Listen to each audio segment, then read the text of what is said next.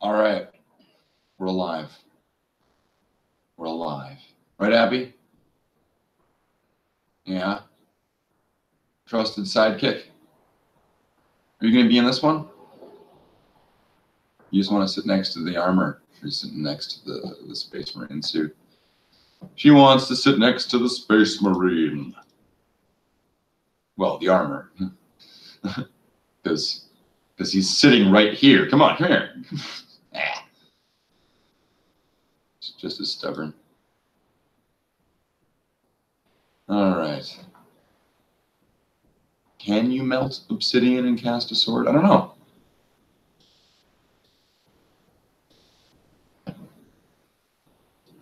I'm not sure about that.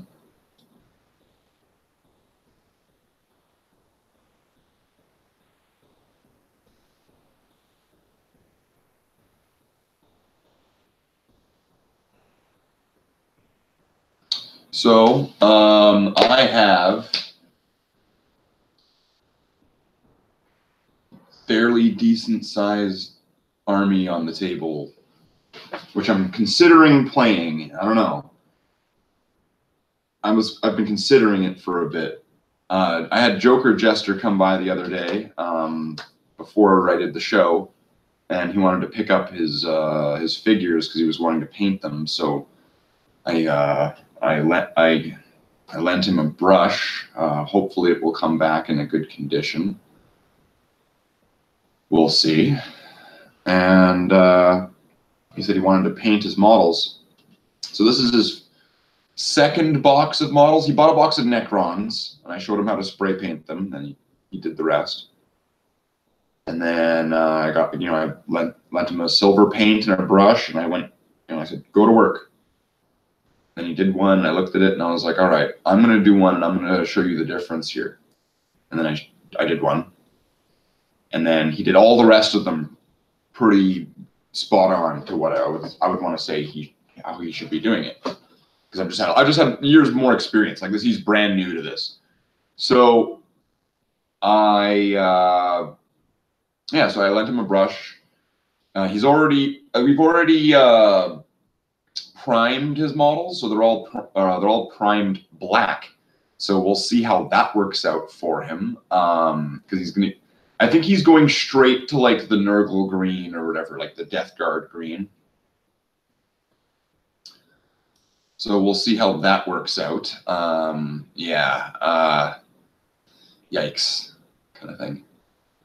Kind of worried about that one. But, you know, that happens.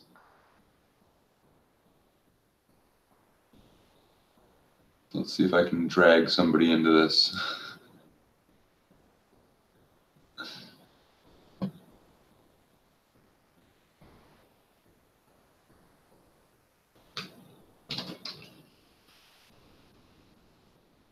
Probably be able to get somebody.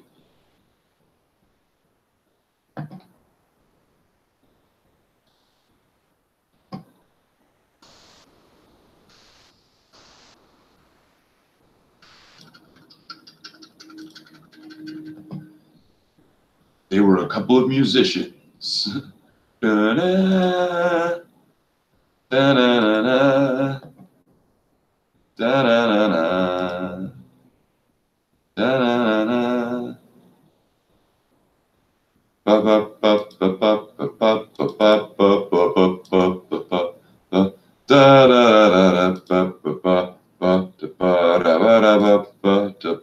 Ishtar. They should have just called the movie like shit. Rated R. Shit R. Ishtar.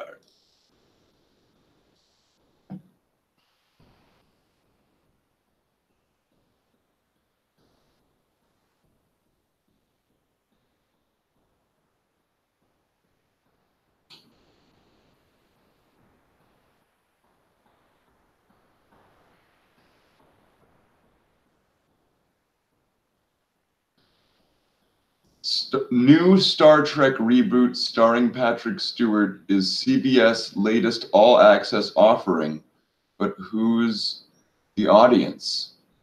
Ah, yeah. white racists. Star Trek's only going to be good now because the captain is white.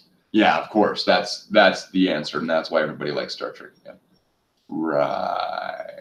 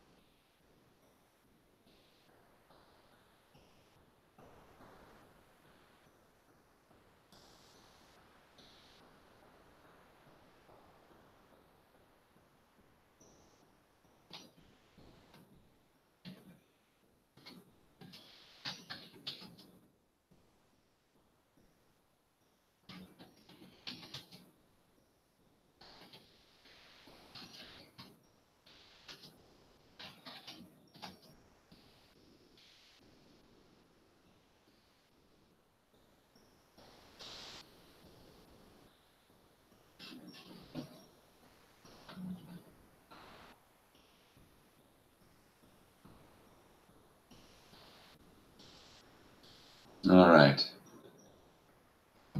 Kind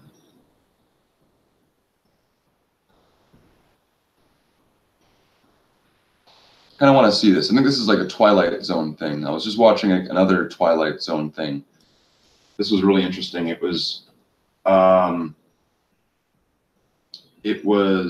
only got to see, like, I think it might have just been edited and it was just a short part from it, or just like a segment from it, where it was these masks that molded the faces of the people who wore it.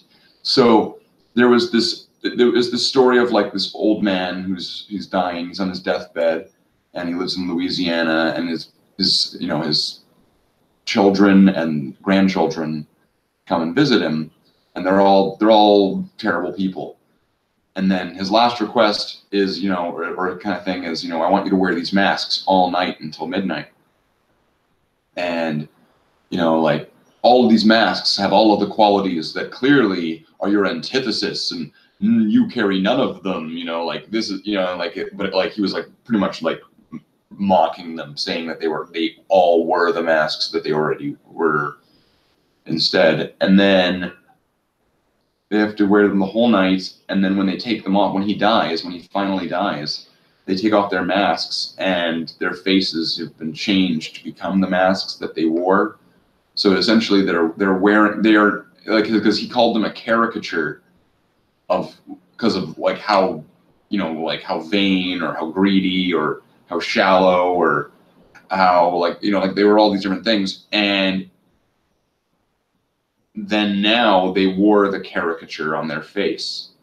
It was really interesting. It was like, I wanted to see if there was anything else that I could find.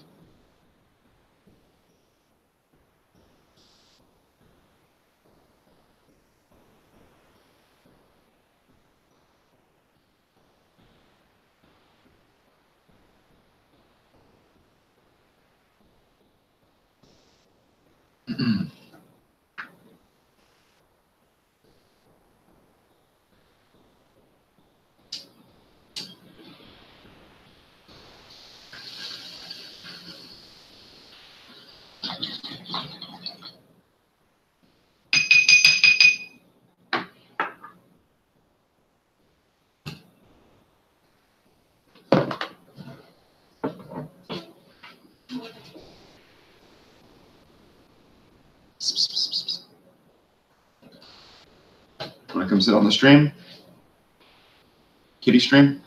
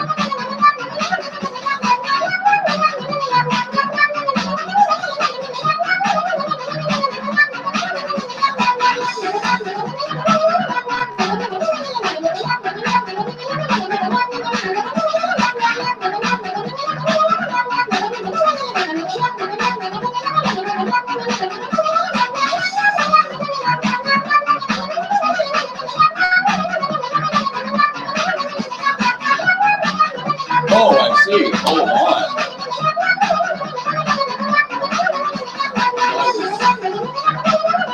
I was neglecting the YouTube stream, and I was just looking at the Hangout. Okay, so we got Cancer Mage. Cancer Mage the cancerous. He's carnivorous, and a carcinogen. And probably carbon-based. Probably carbon-based. So, I don't know. I checked out the stream from last night, and it seems like it just crapped out and nobody noticed. It just, it just, like, nobody, neither Kelly or I actually noticed that the stream just, like, died. So, okay, that happened.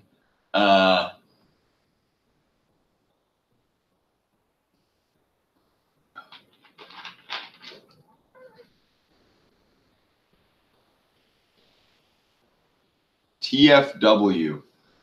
I'm gonna have to like look this up. I'm not into all your new age lingo. So TFW is an internet slang acronym that stands for that feel when. I see. That feel when was neglected. So what, like, you're just like my neglected child sort of thing?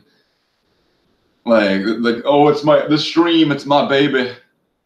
But no, but you see, this is my baby. Right? One day I went to the doctor, and the doctor was like, you're pregnant. Bloop, and this cat came out, and I was like, whoa. And it was like, now you're a pet owner. And I was like, cool. No, that didn't happen.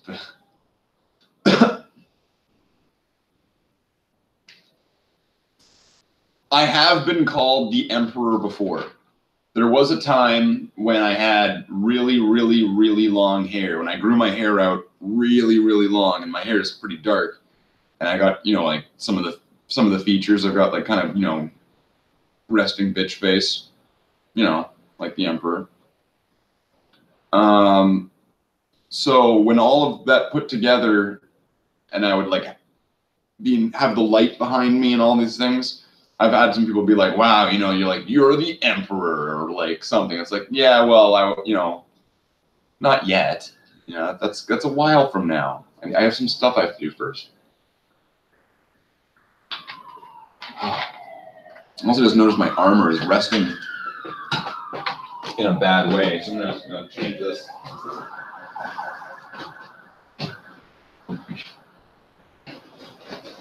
Oh no! That's not good. That's like really not good.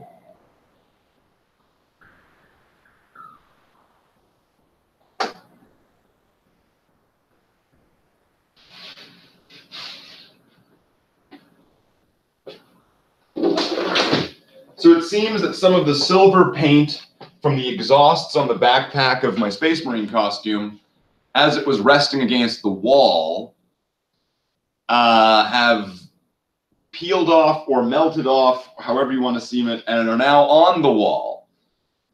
So, yeah. You need a better chin. My chin's not bad. I know it's kind of it's a bit opal. It's not quite as like flat. It's not quite Thanos chin, right? It's not like the Crimson chin.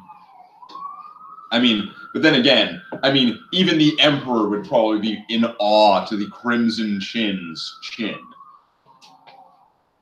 Like, he would probably question himself on how did I make such a creation and forget about it? You know, like, curious of how he would never recall there being a super chin Primarch.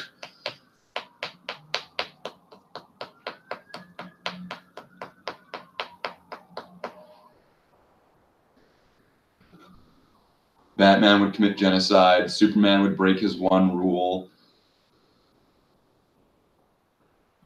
But But the wall has now been fortified with the glorious exhaust paint of the Adeptus Astartes. That's right.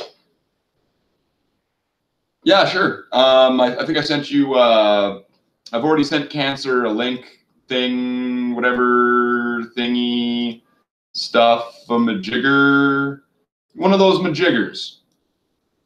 I already sent one of those things. You know, the majiggy wiggy wigs.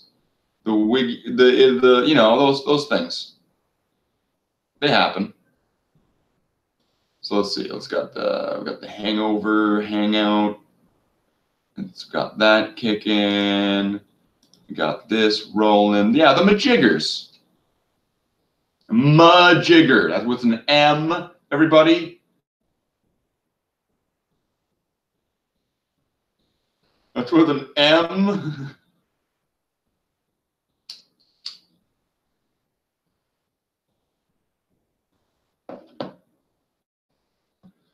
So they have. So I sent you the link. I'm not sure if it wasn't going through or not. I'm not sure if it was failing because of certain messaging requirement things. Sometimes those exist. So there's, I believe, the link. That's the fresh one. Or I could send it to the alternative thing.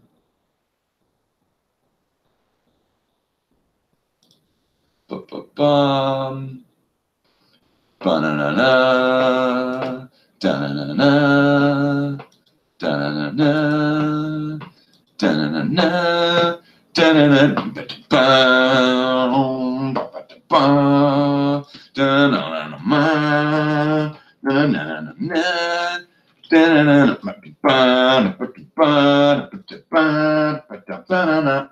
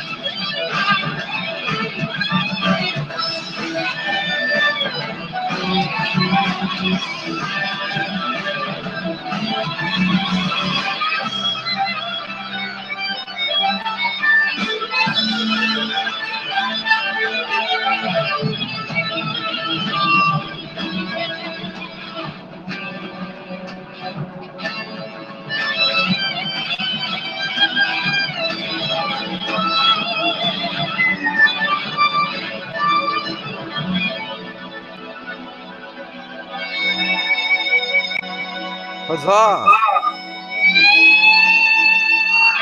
I have received an invitation. Welcome.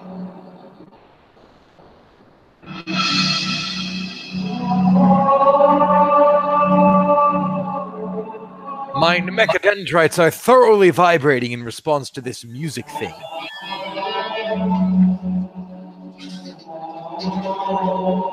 I don't know if I can do this. Let's see. Nope, that's not gonna work.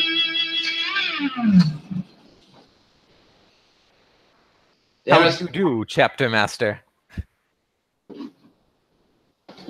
We found an ancient technology. Yes, so it seems. You also seem to be in a very, very, like, that building looks like it was constructed on old Terra before even the Unification Wars. Yeah, and I skipped Arm Day and, like, everything day. I see. I trust your armor is well maintained. I didn't skip Armor Day. That is always good. Never skip Armor Day. It is always a bad idea. Does this work? This I can do this. The only problem is that now we found another piece of ancient technology, which was sent to us somehow from a galaxy far, far away. And we've advanced some of the weaponry, although we question if it's Xenos or possibly This sounds a lot like techno-heresy. I will be 100% honest. I didn't like the Mechanicum anyway. I'm in. So, like, we've got these, like, really cool laser things that can, like, destroy whole buildings and stuff. And, like, we can, like, overcharge them and turn them into, like, super grenades. Wait a minute, that just sounds like a regular las gun. No, but it's, like, way better than a las gun. Also, fun fact, las gun overcharges are actually fucking broken. Oh, really? In the Siege of Vrax novel, a guardsman used an overcharged las gun to crack open the front armor of a dreadnought.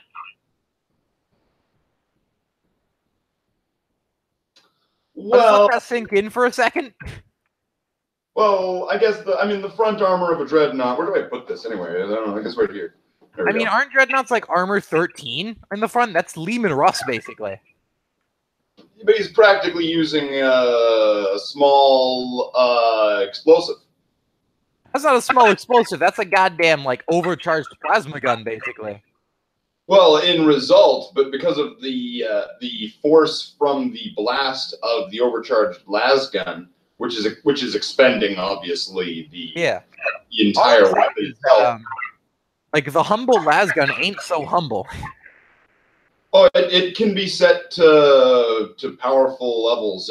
I mean, there's not much of a difference between a regular las gun and a, so-called hotshot las gun or las guns used by the like the stormtroopers or the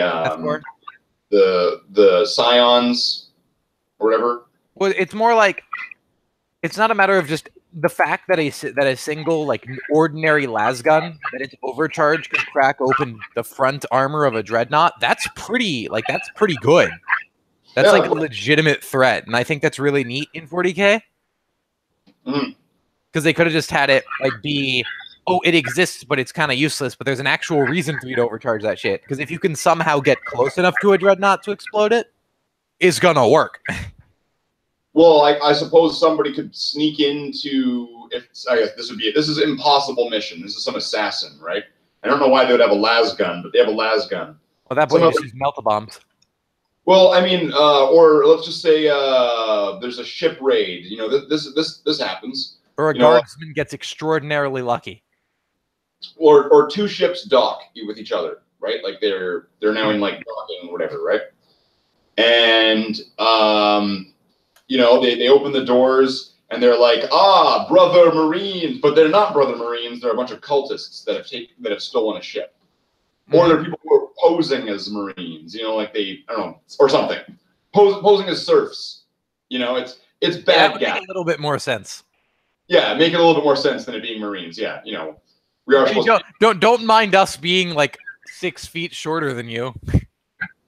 So they go in and then they make a little raiding party. Let's just give this the benefit of the doubt. They come in, they are able to dispatch the initial guard that are at the door.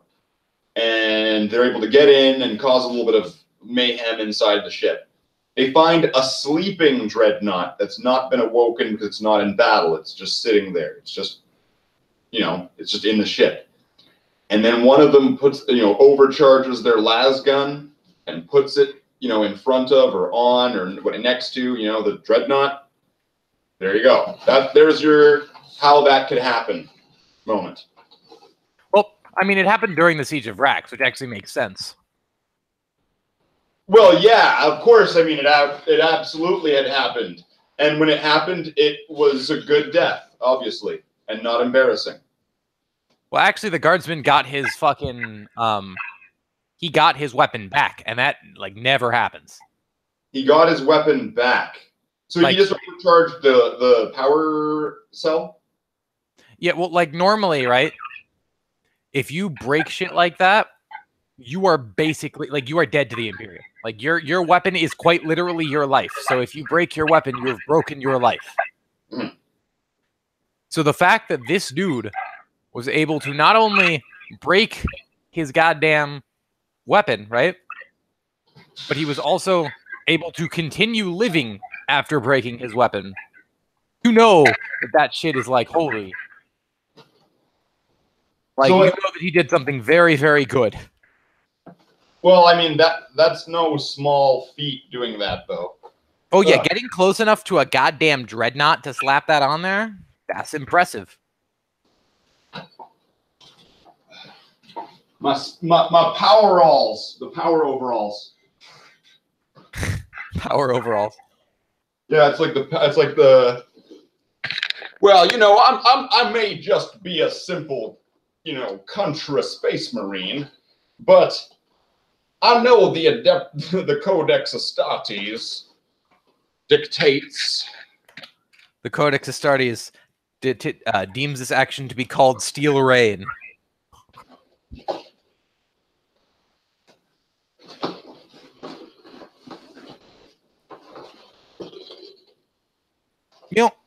One time, me and a friend of mine told me this story. So basically, a dude was trying to play, I think it was Dark Heresy. And he was running it, right? Yeah. Perfectly normal. Just running a Warhammer tabletop game. That's fine. Whatever. Here's where it gets interesting, though. This dude, this fucking legend, says, okay, so you know how 40K is a thing, right? Check this out, guys. 40K being a thing. Yeah, okay, so. Yeah. Check this out, guys. So, we're going to have 40K, right? And we're going to have Star Wars. And it's stupid. But my friend was fine with it. It's like, fine, whatever. It's silly, but if it's done well, I don't mind it. Right. And then this dude continues. So here's how we set it up, guys. We're going to have an Imperial Star Destroyer teleport directly above Holy Terra. Not only do they teleport directly above Holy Terra, but they teleport above Holy Terra and do not die. And proceed to interact with the Imperium. Oh, yeah, of course. That sounds like something that would happen. Yes, totally. Yeah, a random unknown ship that is entirely likely is of Xeno origin teleports above Holy fucking Terra,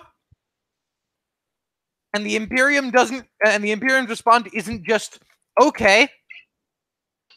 See that ship in the atmosphere? Yes, sir. I don't want to. Yes, sir. That was a good British accent there. The space British. Yeah.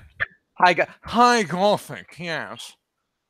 Although it seems that sometimes that gets dropped. Some characters will they're either British, Scottish, or some very rarely they'll be American. I would want to say you remember Dawn of War? I think the voices were the same through most of the games. Mm-hmm. First Dawn of War. The Space Marine, tactical squad guys didn't sound British, did they? They sounded He's not faintly British. For the Emperor! The Dreadnought didn't sound British at all. No, because I guess maybe that's because that was like text to speech. No, it was a voice. It was just modulated. But yeah, that was kind of funny because like, fucking Star Wars ship teleports above Holy Terra, and somehow this is fine.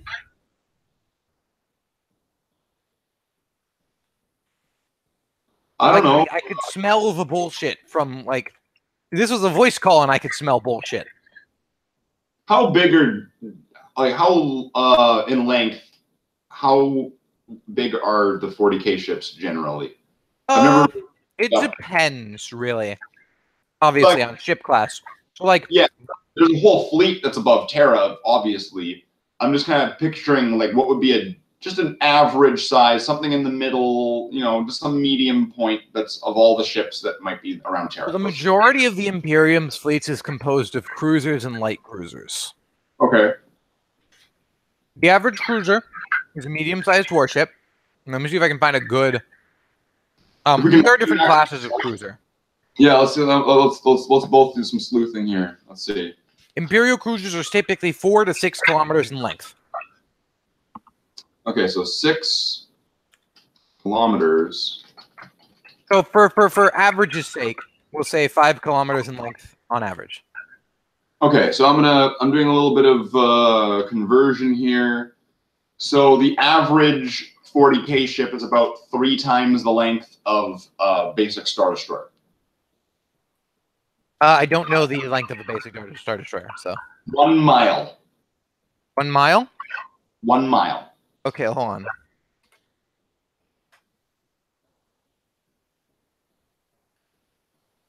So 3 kilometers or 5 kilometers, yeah, that should be about right.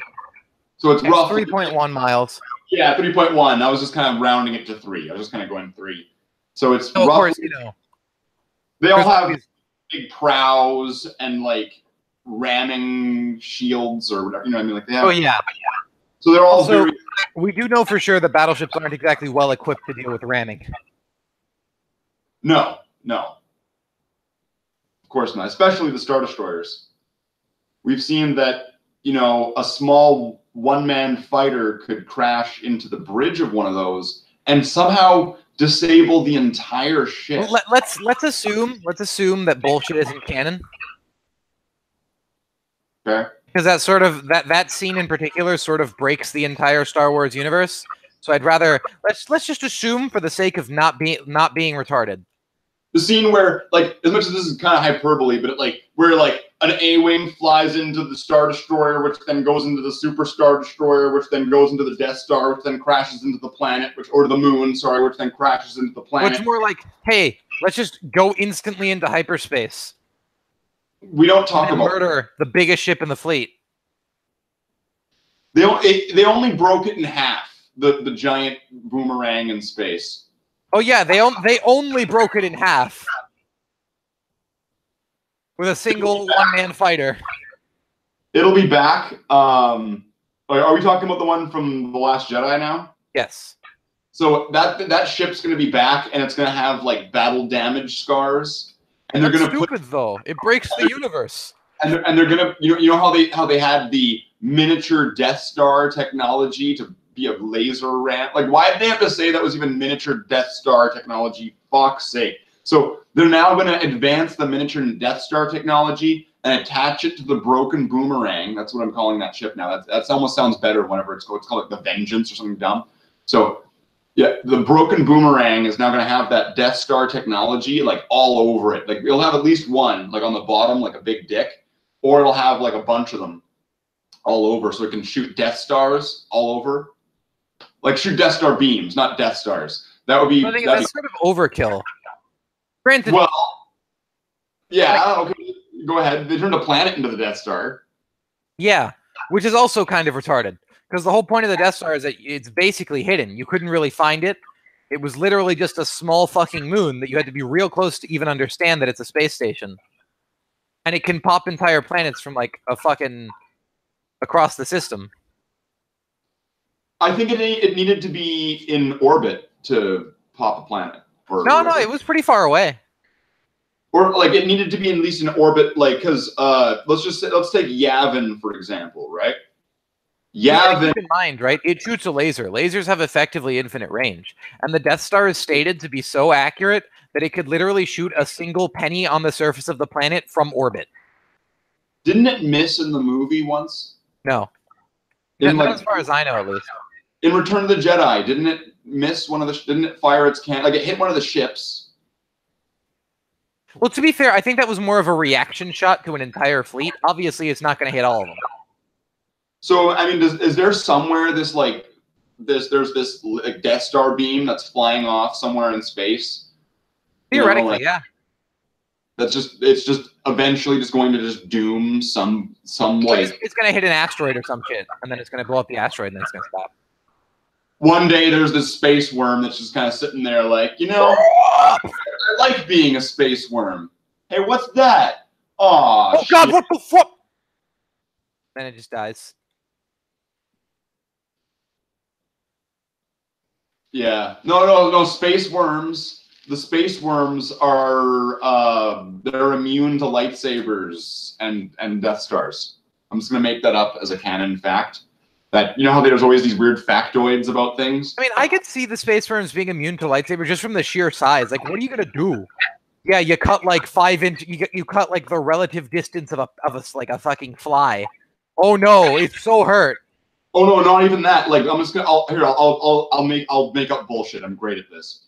So the mucus that not only is inside but also is like encompassing and is outside the worm, it is covered in this mucus, is resistant to the radiant effect of kyber crystals, and so thus a lightsaber would actually just bounce off of it. And like when Han Solo shot it with plasma, it didn't like really like damage it really, but it felt the heat and all of that from the plasma, and so it reacted to like heartburn. The thing is, right, is that the problem with Disney Star Wars is that they're doing old stuff instead of adding stuff that's new, and also changing what's old. Like, if there's one thing that most Star Wars fans don't like, it's changing what already exists. Right. That new shit, they might love it. They might hate it, but they also might love it. If you just change the old shit, though, they're not gonna like it. Well, did I tell you about my thoughts on Captain Picard returning to Star Trek and the exact words that he used when in his like on-stage reveal about that? Okay, so this is really telling of the film industry right now. Look at what happened to Star Wars. Look at what happened to all these reboot movies. Look at what happened to Star Trek. Look at all of it, right? And how they've disappointed their fans, how they've turned on their fan base, and even almost become like vicious towards them, right? So now they've done all these things. They've alienated. They've tried to branch out to they've gone like, let's get rid of our old consumer base and let's try to get a new one. That failed. So now all of a sudden, it's kind of silly to get rid of the old consumer base when you're making a movie series based entirely off of nostalgia. Oh, absolutely. Yeah, I know. And so that's where this leads into how I guess Paramount or was it CBS or whatever owns it now. They pulled out Captain Picard, put him on stage, and then and they said Captain Picard is back. But the really important thing that he said was, and we're gonna make sure that it's exactly the way it was before. It's gonna be the same and the exact same. It's gonna be the same. It's like, I see where you're going with that. Like, because you fucked up so hard trying to turn it into a serial, or by trying to do this, branching out these new directions. Yeah, the thing is, if you put Picard in it, right, it has to be the same Picard. Otherwise, everyone's gonna hate it. What you do is you put the old Picard in new situations. Oh no! Oh, he straight up said that it's actually going to be the opposite of what you just said. He elaborated and said that it's going to be like the same old Star Trek, but Captain Picard is not going to be the same Captain Picard we remember, since roughly 20 years-ish has passed since Nemesis. And so, you're telling me Picard hasn't held on to like the main moral fiber of the show hasn't held on to his principles? I can't say yay or nay, but he said that he did imply that Captain Picard may or may not actually even still be Captain Picard. He didn't really like say, you know, oh, he's Admiral Picard, you know, like some bullshit. Like, But don't get me wrong, I personally don't care if Picard has changed. It's more just like they better not pull a Luke where he's just a completely different fucking character and it's not even Picard at that point. well, I mean, some people have said that there's TV series Picard and then there's movie Picard, and that's not untrue. Where there's a difference between his character, how he's portrayed on like the big and the small screen, and that makes sense in terms of like, but like you can still tell they're the same person. They just have different approaches, right? If I'm not mistaken. yeah. And then even within the confinement of just the series, Captain Picard has had some moments where he's not been totally, you know, like cool. He's not been, you know, the I'm confident in this situation. Like there was yeah, but moment- that makes sense though. Like that makes sense even in the context of the character, because not everyone has a breaking point, you know? Yeah, absolutely. Just like Picard does. So I don't think it's more just like Picard shouldn't be completely changed as in like he's already broken, you know? Like Luke was, where it's like, hey, let's just have Luke retarded. I can't. I've tried to watch that movie 4 times now, and I make it about halfway through and fall asleep each time. I've not actually watched the entire movie the whole way through ever. I started watching The Last Jedi, and then I left before they even got to the ice planet. I could not watch it. To which planet? They made it to some fucking stupid ice planet with snow foxes or some shit. Oh no, I saw that part. That wasn't ice. It's even worse. Salt? It's salt. The same fucking thing. It's not Hoth. They made it to not Hoth. No, but they made it to not Hoth, and they went out of your way. They went out of their way to make sure that you knew it was not Hoth, because one guy even reaches down, grabs some of the dirt, the salt, and goes, "It's salt." Oh, hey guys, look at how not Hoth this planet is. Isn't it great that it's not Hoth? It sure isn't Hoth. It's like, great, we've just been introduced to this place that looks like you guys have been there for a while. Is this that guy's first day here? Yeah. Like, what's with that one guy who's like, it's salt, it's shit, you have zits. Like, maybe he's just autistic and We've been spending this entire time sitting in a mountain composed entirely out of bull semen. I'm surprised they're not all dried out. You know, they're not like. Also, how the fuck are these like salt crystal foxes? Like, how do these dudes eat? How do these dudes hydrate themselves? Like, where do they get their water? The like crystal diamond fox wolf things. Yeah, like, do those provide nutrients? They seem to be made of the salt.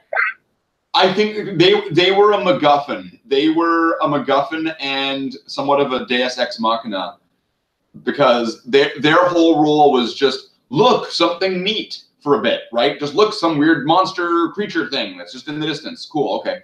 But then when they're needing to escape or something, the wolf crystal dog things show up and they like help them find. Wait, seriously?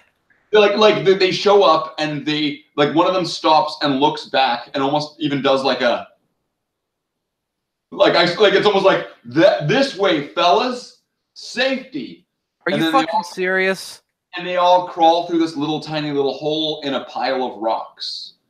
And then you could like the sad thing about The Last Jedi and shit is that like the some of the plot elements have potential. Like the idea of the animals helping is neat. What if you had like one of those like force users, right? But he was more like a shaman or some shit, and he like communed with the animals for aid.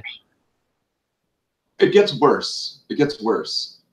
So the rebels now, led by led by Apocalypse, right? Led by Apocalypse. They're running through the hallways, and then they find this cave wall, this cave opening, you know, the mouth of a cave. It's clearly like an opening in this like cave or mountain, whatever they're in, filled with rocks. like somebody had closed off this mouth of the cave with rocks, and there's there's a gap that's big enough for the little crystal foxes to get through. So they're like, we're trapped. Yeah, I guess you guys have no way to get a bunch of rocks out of your way. It's not like you could just like shoot them with a blaster or something, right? No, we're trapped. We're screwed. There's nothing we can do. No. You guys so you know those turbo lasers that you just sort of have as defensive weapons? So yeah. Oh no, right? And then but luckily, Ray, our hero, shows up just on time, and she sees all the wolves crawling out of the clearly a mouth of the cave, and she lands her ship and she looks up to it and she goes, move, like she's all like, it's almost like she looks to the camera like she's like moving rocks, like remember like Luke moving the rocks with the Force. And then she has to like move rocks with the Force. Oh man, it sure is a great thing that this is big and I am small, because being small isn't that bad. Oh. So then she moves all the rocks in a way that's kind of similar. Like, remember when Neo stopped all the bullets? Yeah. Right. Like in like the second movie, and they're all just kind of there's like tons of bullets and just floating all around. And and then like it's almost like that. Where there's all these rocks just everywhere, and everyone's so mesmerized. Everyone's like, bah, and then like that music comes on, like, bah, bah, bah, like the Ray music, which is all like mysterious or whatever. And then they're all looking at it like, oh wow, she has the Force. It's almost as if we like didn't know this, and we're all realizing it for the first time. That person that we sent to train with arguably the most powerful Force user currently in existence got good at the Force somehow. Yeah. Like or alternatively, it's oh wow, doesn't this look amazing in 3D? In 3D. Yeah, that's the other way it could be seen, because of like there's just rocks everywhere that are in all these different depths and all this different stuff, and it looks like total shit. So because it looks like total shit, I'm almost thinking that's probably meant to be a scene that's like in 3D or something. Yeah. And before Spy Kids come in. Yeah, the Spy Kids show up. The dude. Like so, yeah, she saves, and then she saves them, and then they fly off in the Millennium Falcon, and then okay, wait, yeah, and then okay, I guess I must have seen most of the movie, I guess, or maybe I saw it in parts. Yeah, and then Luke shows up, and I remember he fucking dies. Oh, well, okay. He doesn't die, but then he dies anyway. Well, okay, so Luke throughout the whole movie is like. It's not Luke that we're talking about here, right? So not Luke throughout the whole movie. He's all gray and he looks kind of like Larry David. Yeah. I propose a new term for not Luke. Let's just call him the Luke-alike. A Luke-alike? The Luke-alike. For brevity's sake, I'm just gonna say Luke though. So right. Luke-alike. Luke. Okay, now that saying that was weird. So anyway, saying that like back and forth. He throughout the whole movie he's all gray, but then all of a sudden he shows up in this scene and he's like he used some Just for Men and some Just for Men beard, and he's got like a little bit of gray, and now his hair's all brown, which is kind of weird because like Luke's hair is kind of like blonde. I think that was supposed to tip you off that he was using the Force Ghost shit. That might have been a thing, but then like he does this really weird maneuver, like when they pull out the lightsabers and he dodges, and it looks so phony. It looks so phony where all of a sudden he's just like, wow, and it's like, what the hell was that? Like it looks so weird and so fake, and it's like I don't believe Mark Hamill actually did that because of like the speed of it. It almost looked like the really terrible lightsaber fights from like Star Wars Rebels or Star Wars Clone Wars. Those ones that are like really hyper fast and like really angular, like it's like what are you doing? Chip and Dale. Yeah, it's like it's like wow, holy crap! Like there's no finesse or anything to it. A civilized weapon, right? Oh, so uncivilized. So So yeah, then he shows up, and it's like, and then, okay, I was watching this guy's video, this was spot on. This was actually perfect. Have you ever seen what's the second Snake Plissken movie? I don't know. There's Escape from New York or something. There's Escape from New York and Escape from L.A. Is New York the first one? No, New York. Don't know. Yeah, so this is Escape from L.A. Okay, and at the end of the movie, the president and his soldiers and like the main goons, you know, who leaves the army or whatever, they're all standing there, and they just betray Snake Plissken, and they betray the president's daughter, who is like a free mind, whatever, all this stuff, right? So then, okay, shot for shot, moment for moment, everything that happens in that scene from The Last Jedi is exactly from Escape from LA. That's hilarious. But where it's like I'm just gonna like put it down to this, like there he is, fire on him with everything, smoke clears or something, he's fine, it's a hologram or he's not real, and then he disappears. And now, not just all of those qualifiers are the same, but the pacing of it is identical. Like down to every single moment of it is actually shot for shot, scene for scene, Escape from LA. That's fucking hilarious. That's sad, but it's fucking hilarious. Oh yeah, it's amazing how they did that, and you know, well, I guess good for them. They managed to pull a fast one. You know, they did it on a lot of people. I mean, to be fair, I didn't bother watching it, so I wouldn't know. And then there was all that filler with that what's her name chick, which was like, I don't know, like the one with it's hard to even remember some of these scenes. The one where the girl is like, "You're the Finn. You're like a hero. You're my hero." Oh boy, we sure are gonna fuck by the end of this movie. Oh. I don't think it was ever like that though. I think she was just like, I think her relationship with him, because even she gave him that little kiss or whatever, but that didn't seem like it was, because that was like a peck, you know, that was like a yeah. Have you seen there's a guy on YouTube named Mahler who does a really good analysis of like why The Last Jedi sucks and how it could have been improved and shit. He does like it's like 4 hours fucking long, and everything he says is so true. He even has, in his first video, he has this really great moment where, you know, the scene where General Hawks gets like shit talked by Hispanic pilot guy. Yeah. He's like the beginning of the movie, the very beginning of the movie. Where he's portrayed as just an incompetent fucking fool. Yeah. Despite being set up as like an actual dude. Yeah. So he does this really great thing where he's like, all right, so you've seen this. Now here's how I imagine it would go down if you had not Grand Moff Tarkin, the old dude. You know what I'm talking about, right? Yeah, you were right. Grand Moff Tarkin. Oh, good. Okay, I got it right. He does this really great impression of both of them. And it fits. It literally, he does The Last Jedi better than The Last Jedi. Well, look at Mahler. He does a really great series of videos on it. Well, of course, if you're going to put Tarkin in place, you're going to have a much better result. Oh, yeah, but my point being, like, this dude actually provides some really good shit. I've come up with a working theory of who Hux is, what his archetype character is, because retard.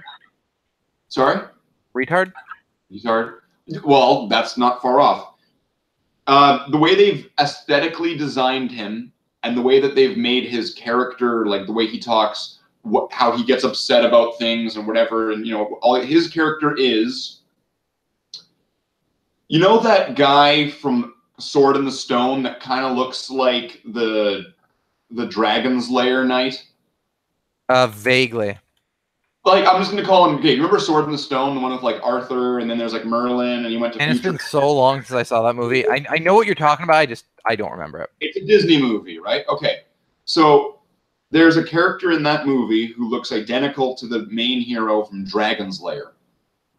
He's got big mutton chop, like big sideburn, beard, mutton chops, like the reddish hair. He's got that face. And in both cases, he's kind of a dope. Now, I'm going to say that Disney is infamous for borrowing on a lot of their old material and using stuff like shots or frames or whatever, like in their animation especially. So I wouldn't put it past them for them to be trying to pull something out of their library and going, hey, let's put this character or this look in this thing that we own, because we can do that. So Hux is he's the asshole older brother character, I'm just gonna call him, from Sword in the Stone. Oh, I know what you're talking about now. I know exactly who you're talking about now.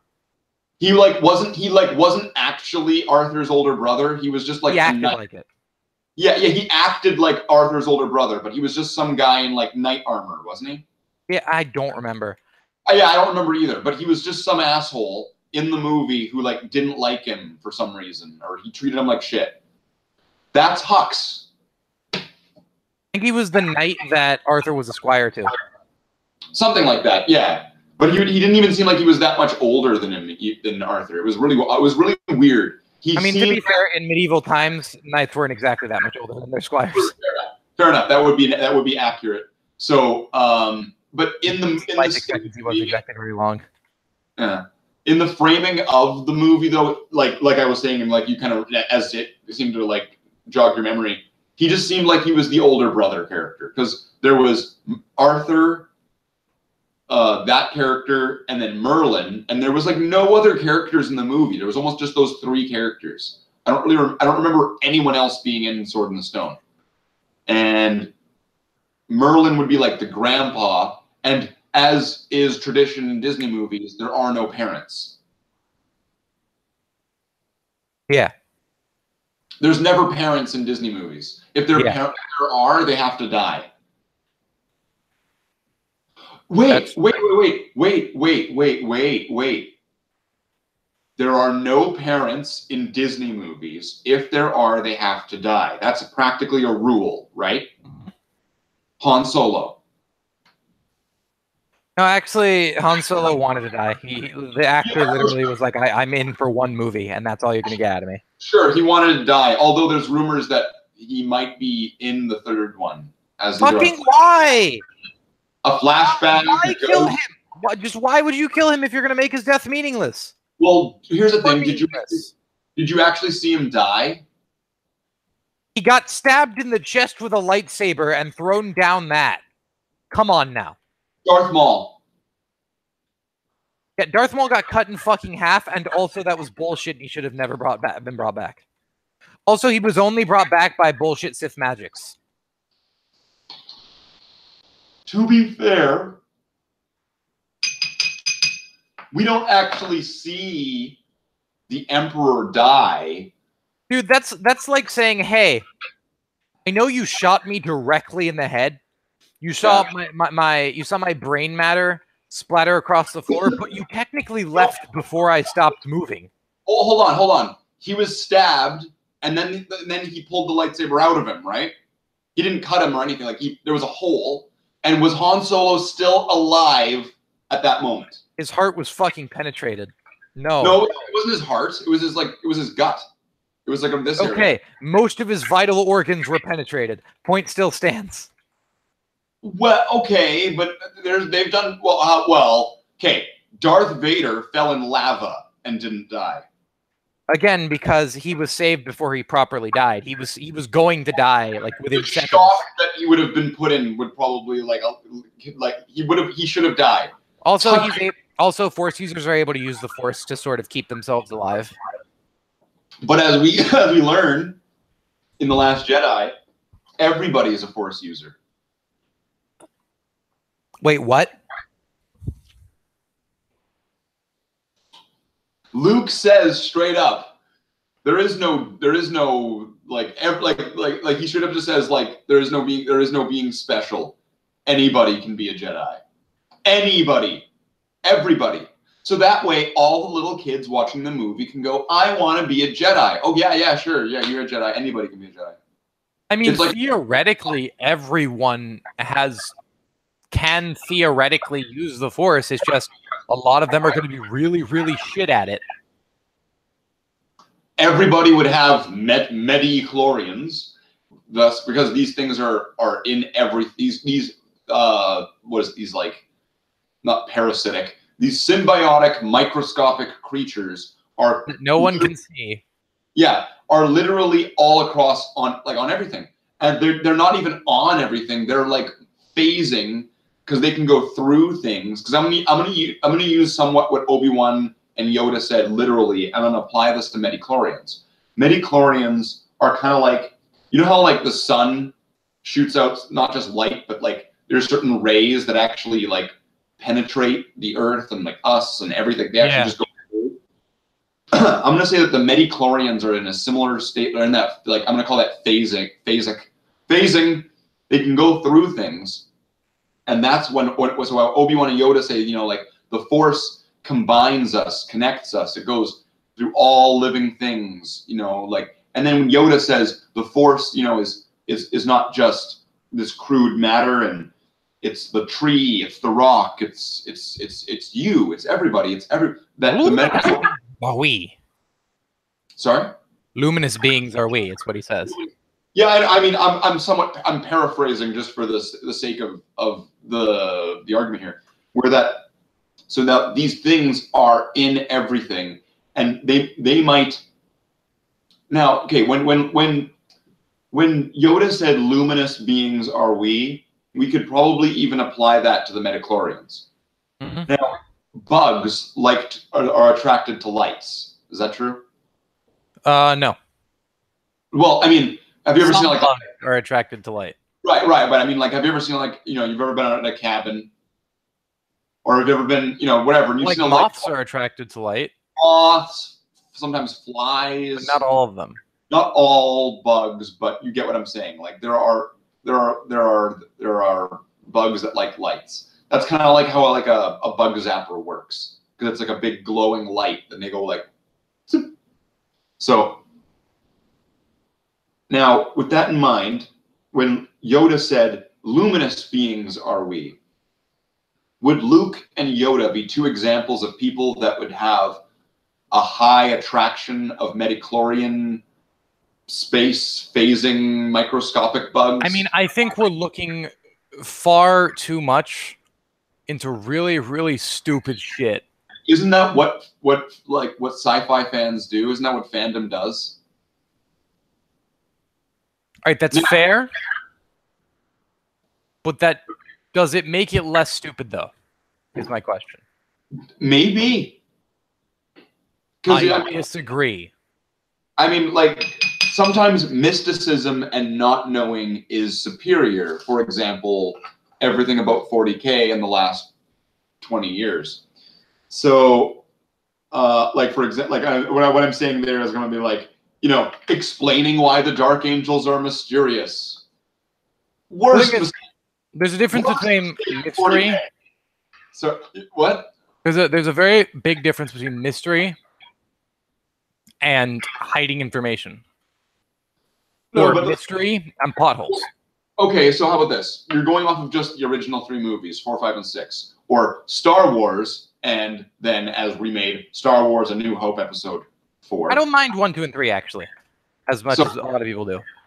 So okay, with that, but let's just use the originals. Let's just go off the original, the material. Okay. How does the Force work? It is a energy that goes throughout all life and connects it. So okay, I see how you're using like the Obi-Wan Yoda quote, kind of like I was saying. So it's quite literally what it is described as. I mean. Okay, all right. So let's go with the first movie. How about this? Let's just go with just Star Wars. Okay. What can the Force do? What do we see on screen the Force doing? What do we see the Force doing? What is, like, as far as what's demonstrated in the first movie, what is the Force? So you just kind of say it's an energy field that connects us, all living beings. It also allows you to move things. So presumably you're manipulating that energy field when you're a Force user in order to move things that you're connected to. What's moved in the first movie with the Force? I don't remember. Some people claim that Luke used the Force to move the torpedo to make it do that impossible. Woo I mean, to be fair, it is the dude literally says use the Force. He does, but then again, like the whole plan was from the whole fleet had this plan just to shoot that thing. So it seems like Presumably they were trying to do it from a different angle.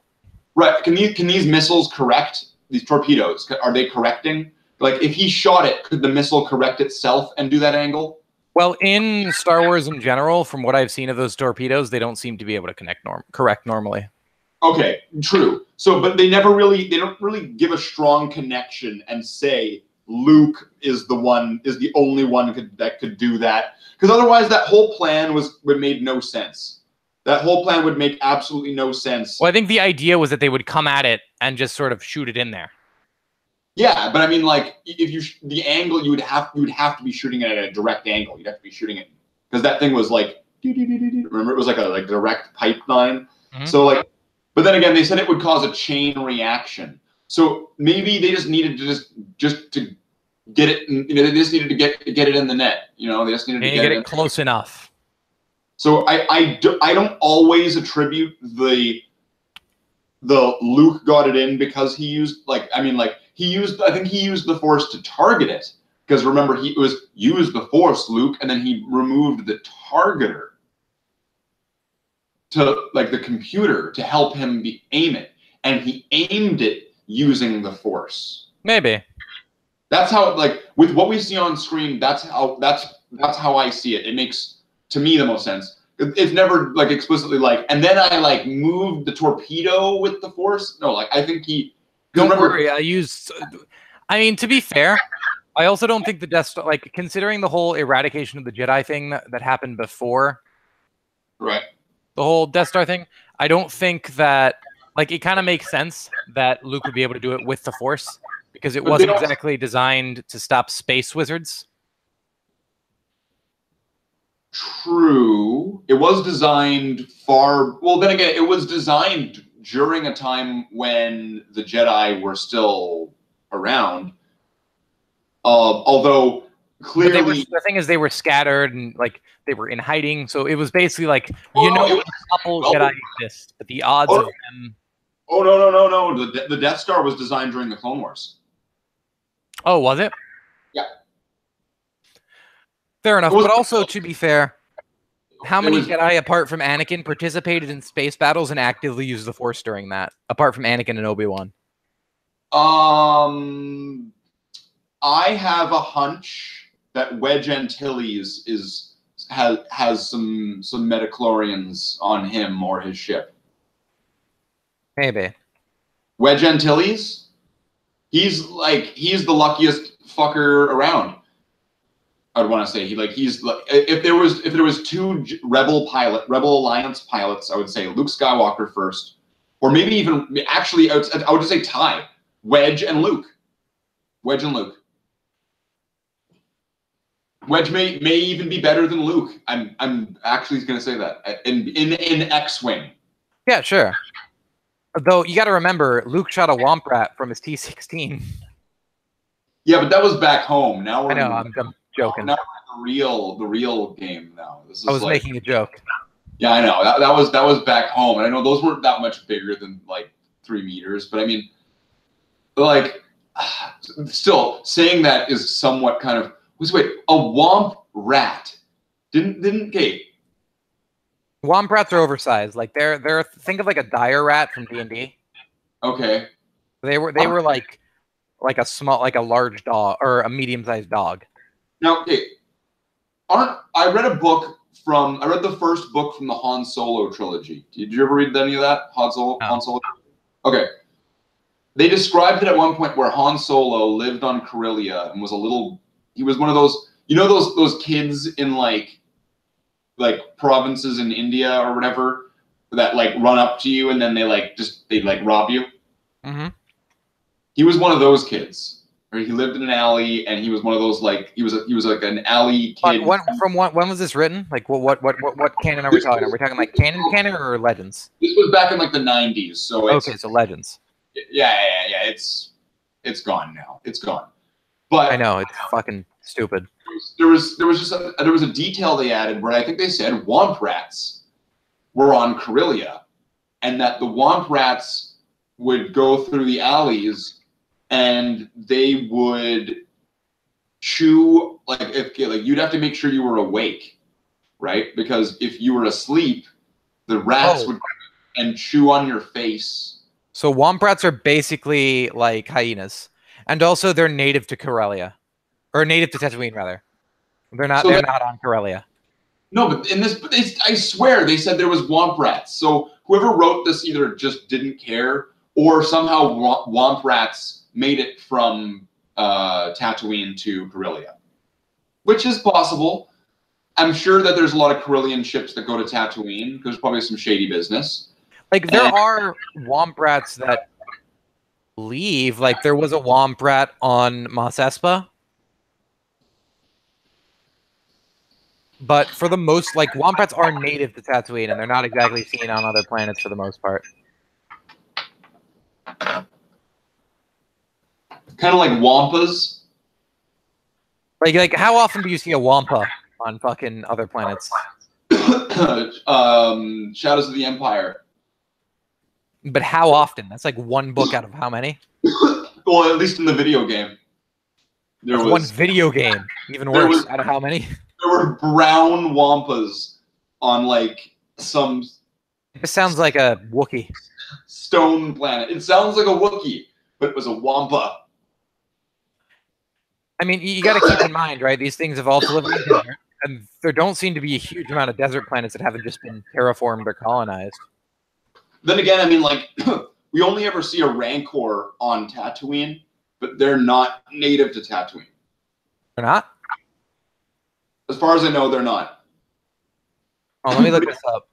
I'm pretty sure that, okay, you're going to look this up. I'm going to just test myself, so don't say it. Okay, I'm going to have to, like, talk myself through this, okay? Rancors are from the planet that they show in episode 3. Where Rancors. Oh, I know who you're talking about. You're right. I thought you were talking about the fucking big mouth thing in the ground for some reason. No, that thing's Tatooine. No, but like the Rancor, the monster that Jabba the Hutt has in his basement, is from the planet. I want to say like it's from planet Felucia, but that's not right. No, it's from. That's the Acklay. What? Acklays are from Felucia. The big green giraffe motherfuckers. It's from the planet where. Okay, do you remember that scene in the third movie in episode 3? I'm just gonna call it, and I was gonna say in the third movie, in the one in when they do Order 66, and there's that Jedi chick that's whatever, and then like all this they all like really overkill her in the jungle. When is this happening in the movies? Yeah, it happens in the movie. Order 66. It doesn't appear in the movies. Initiate. It appears in the Clone Wars. What does? Star Wars: The Clone Wars, or Star Wars? Yeah, Star Wars: The Clone Wars. Rancor planet, the Rancor home planet appears in the Clone Wars. It's called Dathomir. Oh, okay, yeah. Then never mind. Yeah, I'm totally done. Yeah, Ventress and the Night Sisters go to Dathomir. No, I had it wrong. No. Okay, sorry. I'm gonna correct myself. I know I had it wrong. It's not the Rancor. You remember in episode 2 when like the Trade Federation, they like were like, we're now going to kill you with our Pokemon. Go, Rhyhorn and Scyther. And then they. Oh yeah, one of those was an Acklay from Felucia though. Yeah. The Scyther, the big giant mantis thing. Yeah, I'm pretty sure it's an Acklay. That's from the planet. That's the jungle planet where the Jedi chick gets murdered. Yeah, it's an amphibious. Yeah, that's an Acklay. Was ever, or could be Star Wars Battlefront 2, the good one. The good one. I know exactly what you're talking. That was in that. That was in there. The good one. Yeah. Does that have any value connecting to the canon at all? It had the voice actor. It had the voice. The 501st are in Star Wars Battlefront 2. Yeah. And that is connected to the canon. Like the 501st in canon are the same 501st from Battlefront 2. So like Rex and all that, same dude. Do you remember why? Okay, okay. I almost want to put the scene on, but it's a shame that I don't have like a picture-in-picture thing. I almost want to figure that out, how we to do picture-in-picture. So like people who would be watching this. I think most people who do that use like a streaming program, so they have like a separate thing. Yeah, I guess I'm kind of programs like OBS. Yeah, I guess I pay for more. Like I pay for this rather than that. But maybe OBS is free actually. Oh, is it? Okay. No, I'll have to figure this out. I'm also like not Twitch and shit. I think you can link it to YouTube though. I'm not the most tech savvy. I kind of know like how to get myself around, but I'm not the best with it. So I mean, I might have to have. If I'm free at the time, I'd be happy to try to help you get set up. We'll figure that out at one point. Like obviously off of this, we'll do like a non-broadcasted hangout where we're figuring it out. Because I do have to go in about an hour and a half because I have a Warhammer Fantasy game to get to. Oh shit! Oh yeah, that reminds me. I was considering at one point making a giant mega battle, but like essentially I was putting up a collection of all of my non-Space Marines, but I didn't want to put in a lot of like Imperium stuff, like Imperial Guard. And if I did, I'd be like, they're cultists, they're chaos. But I have like some stormtroopers which look like Kasrkins. Like I used like Cadian and Scion parts and made a bunch of stormtroopers.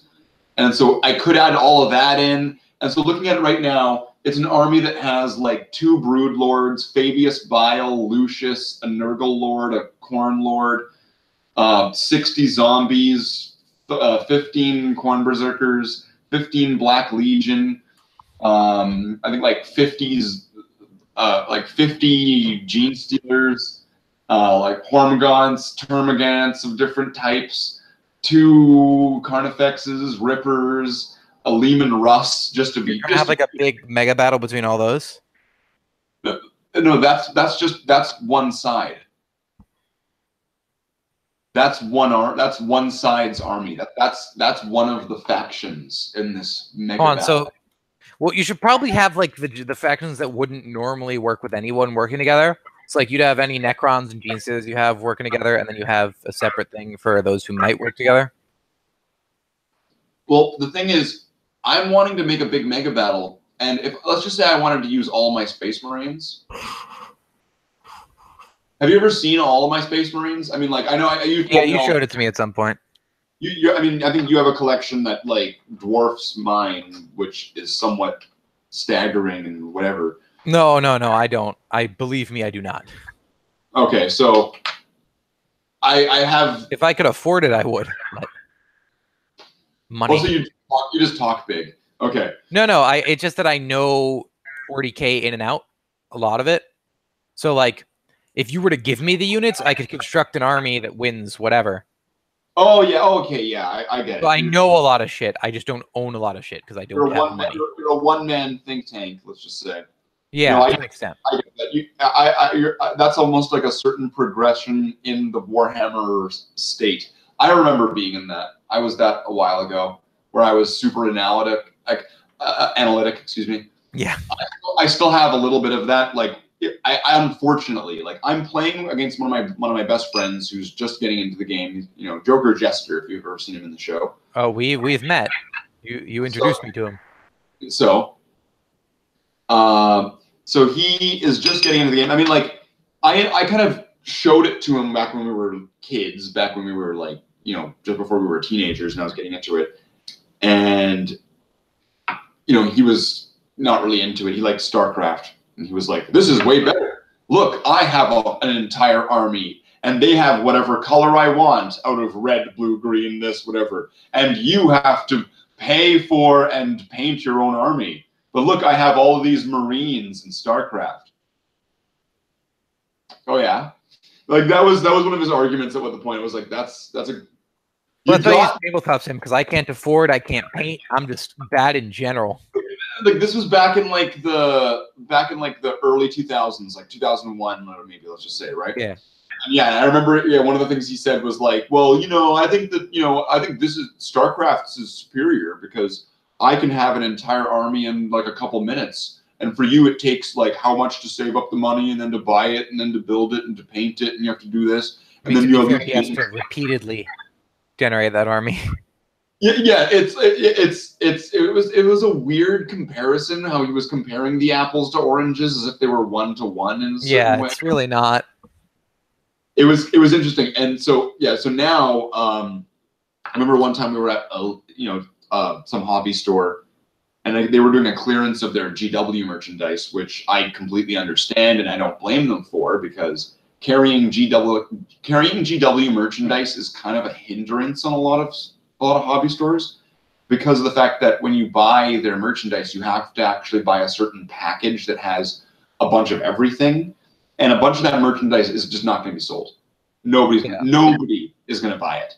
Nobody's going to buy it unless it's on complete clearance, and then somebody's going to get it, and you're going to make a little bit back. And so that brick and mortar relationship to GW,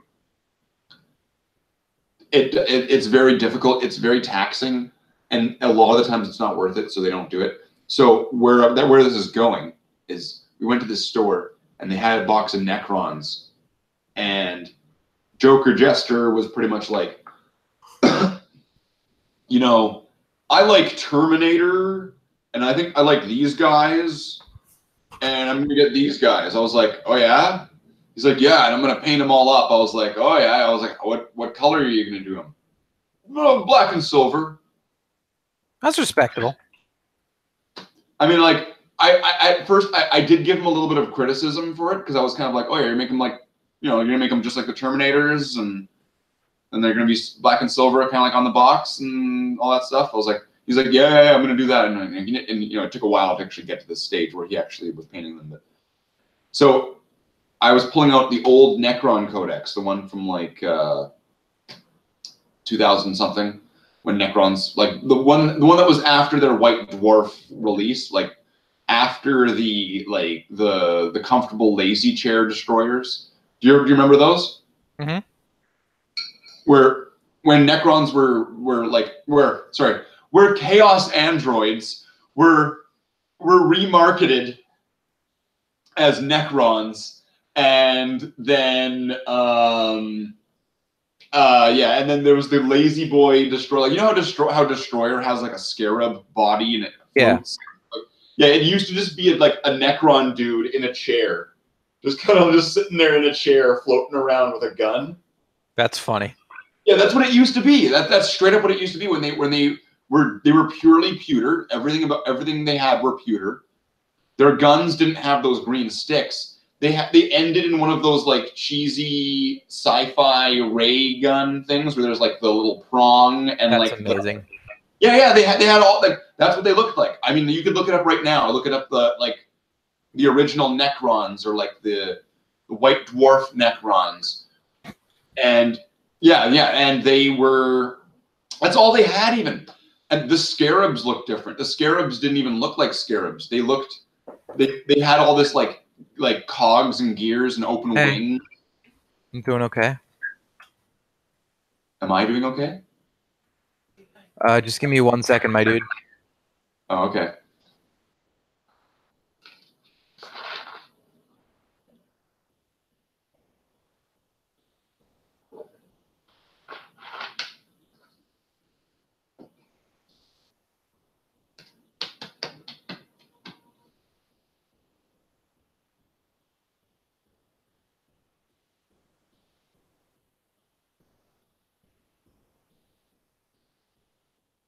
I'm not even wearing a watch.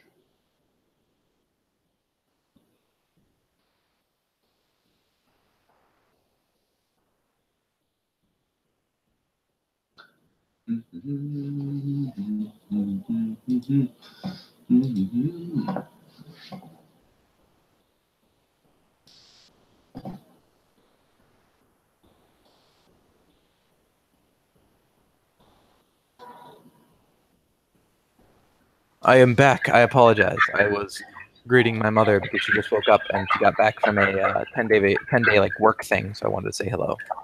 Oh, okay. All right. Obviously, yeah. I mean, because you need to respect.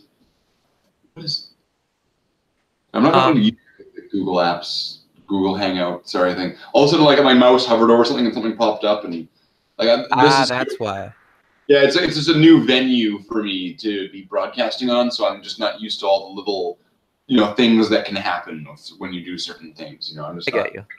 Yeah, I'm still getting used to it, so I might just be mesmerized, surprised, or otherwise wide-eyed, and maybe I just lied, but don't you lie to me.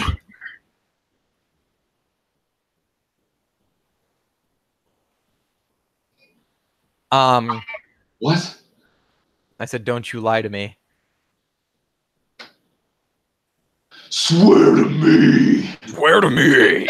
Swear to me. Swear to me. The best line in those movies. The swear. Where are the other drugs going?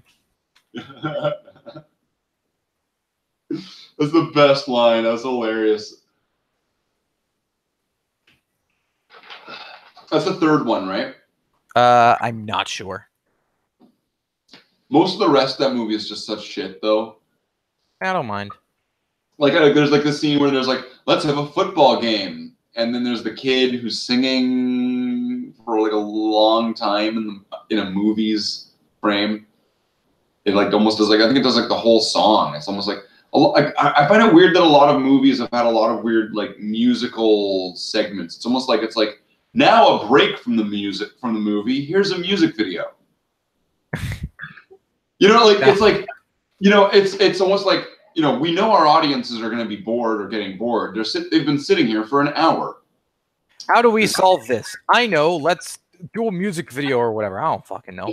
Yeah, they pump in a music video. And that's been like a really common occurrence in a lot of movies. Like, didn't that happen in like Suicide Squad? And then Suicide Squad was really successful. It was really successful? It was. Think of the cultural influence from Suicide Squad. If Suicide Squad has had a major cultural influence, I think I am going to die. I'm just going to end my own life. It's not worth it.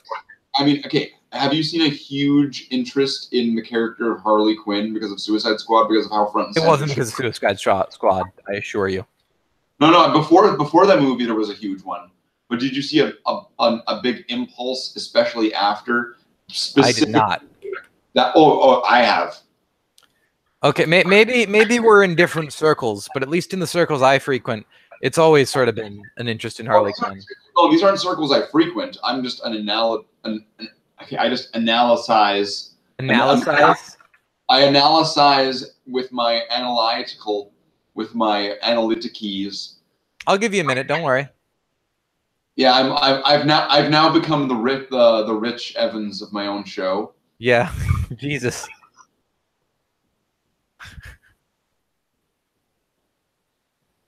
It's okay. It's okay. I forgive you. It's okay. Yeah, that's all right. I mean, it's all right. You can be. Sometimes people can be Rich Evans. Sometimes a little bit. Everybody has their own little bit of Rich Evans. Every show needs a Rich Evans. Everyone has a little bit of Rich Evans in them. We're all rich. Because in our own special ways. Because he's probably some type of sexual predator that sneaks in and puts his finger in your butt. Like, everybody has a little bit of. I feel like he would sneak in and want to do it, but he wouldn't have the self-confidence. He has to go door to door and say, "Hi, I'm Rich Evans. I sticked my finger in your butt last night." I am legally obligated to inform you. Legally obligated to say I stuck my finger in your butt last night. I stuck my finger in your butthole. And then if he mispronounces it, he has to say it again properly. Yeah. Would you like to try again? There's a person that has to accompany him to every door as well, and they record to make sure he doesn't stutter too much. Oh God, I feel bad.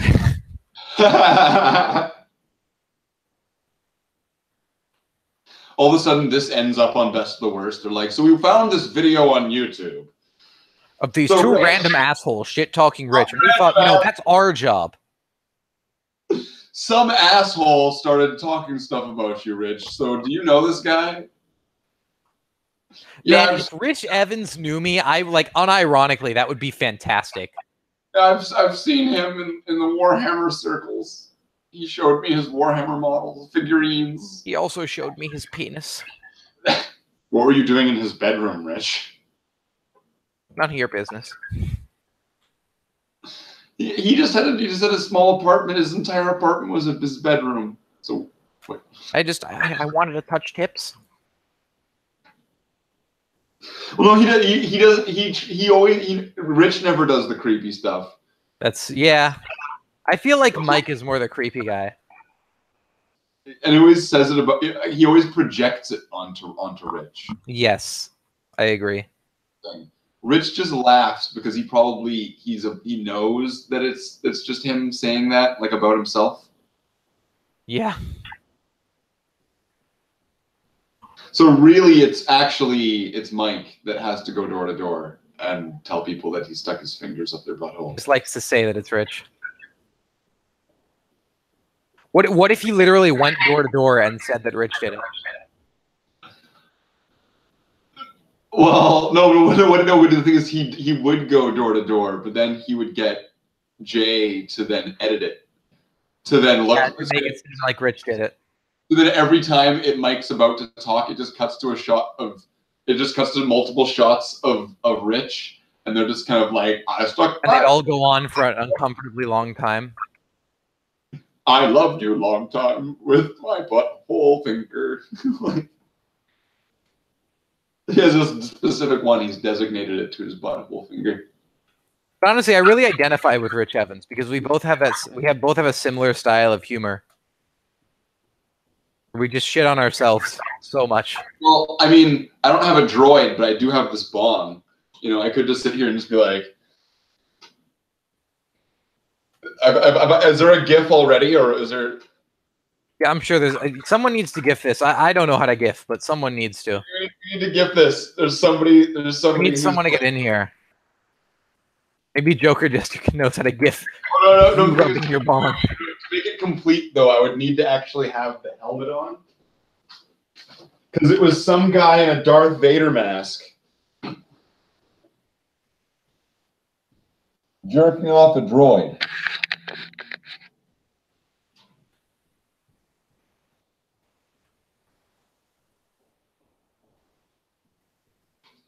So that's what it's got to be. Yes. But hopefully with less of my face. Or no, it just zooms in on my face at the end, and then just like has multiple shots of me. Zooms in. Yes. Loser.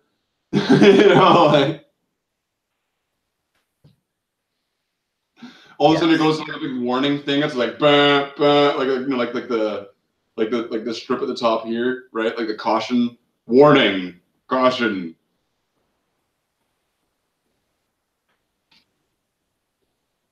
Man, I wish that I had more people to play 40K with, like online, or just more money and the ability to paint.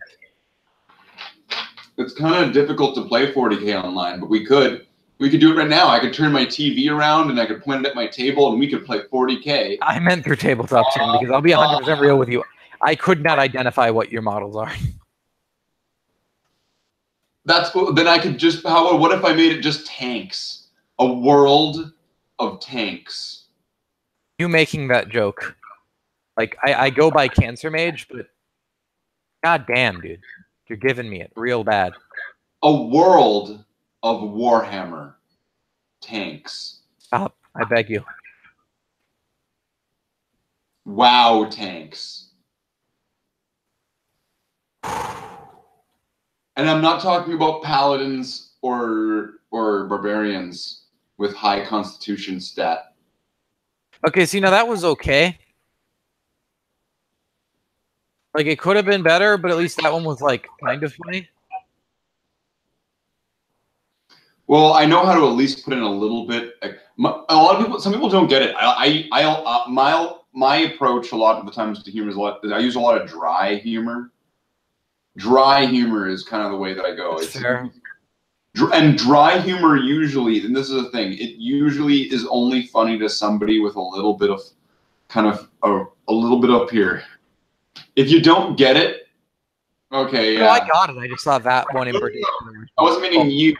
I was meaning if you, ambiguous, asterisk ambiguous, do not get it, if one does not understand. If one does not understand. Yes.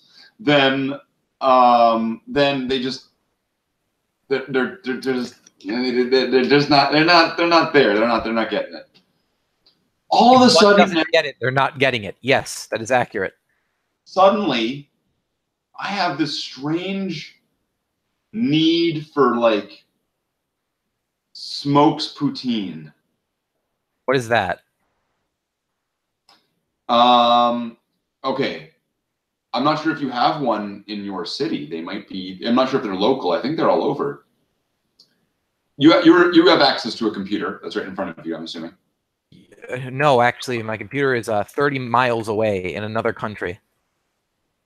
So that country being international waters. So you can easily see if there would be a local smokes poutineery where you are located, which would not be, which is undisclosed.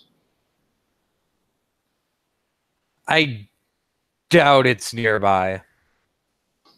So a smokes poutineery is pretty much, you know what poutine is, right? Okay, yeah, it's like a couple 100 miles away. Really? There's not one that's in your local area? There was one in my entire state. Really? Yes.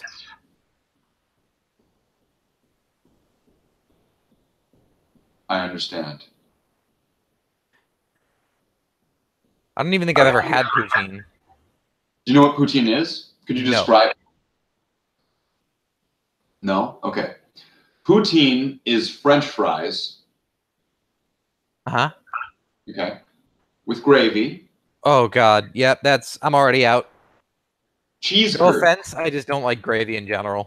But, oh, hold on. Just hear it out until the end. Maybe you might be able to brave this out. Okay. French fries with gravy and cheese curds, which are like balls of cheese. They melt. Okay, they melt into the gravy and fries. Now, that is a basic poutine. That's just what that is.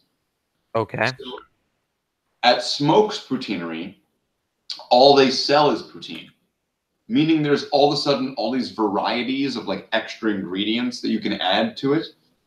The one that I usually get is called the Nacho Grande, which comes with like chili sauce, I think, as well, and then like guacamole and like sour cream and like jalapenos and all that stuff. So I mean, like you add that all in. Like, have you ever had like a nacho thing? I'm sure you've had a nacho dish before, right? Which has all the, like all the, the dips and the cheese and all that stuff. Do you like nachos? I know what you're talking about. I don't know, man. I'm not a huge like stuff with dip guy.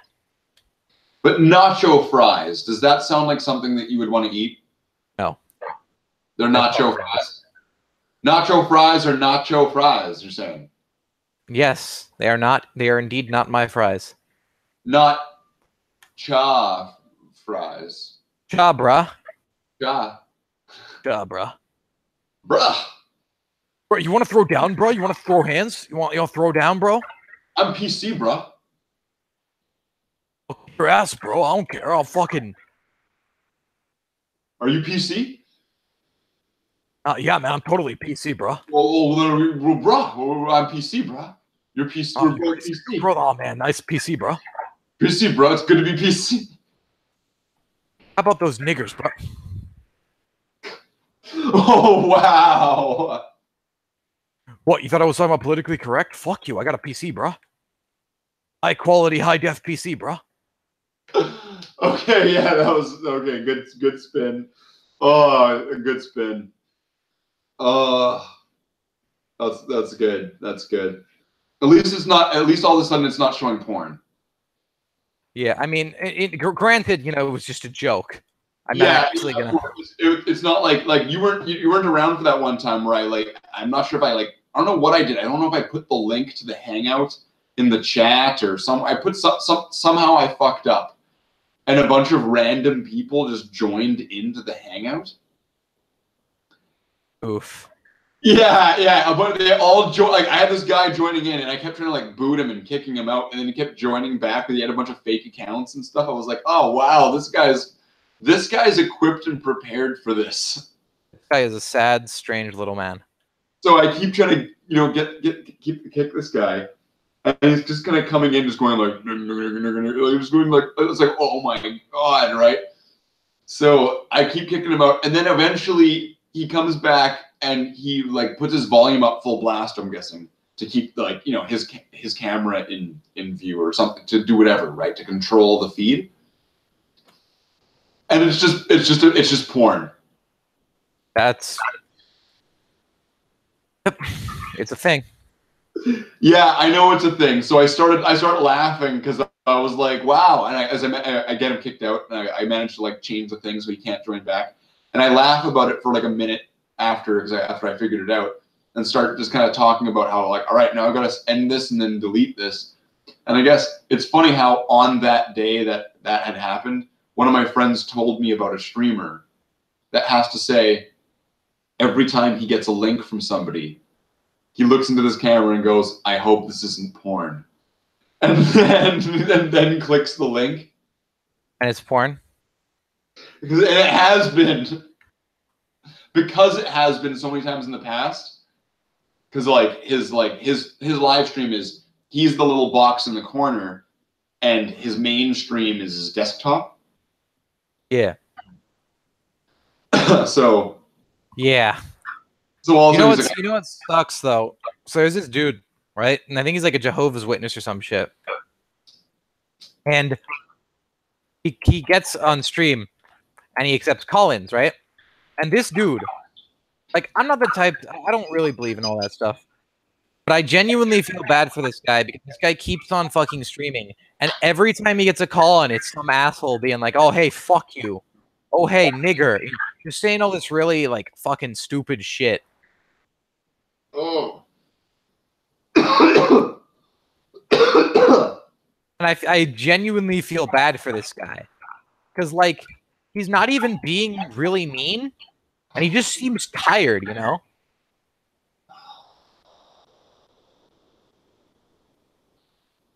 If that makes any sense. I'm just sort of, I'm tempted just to actually call in and pose a legitimate question.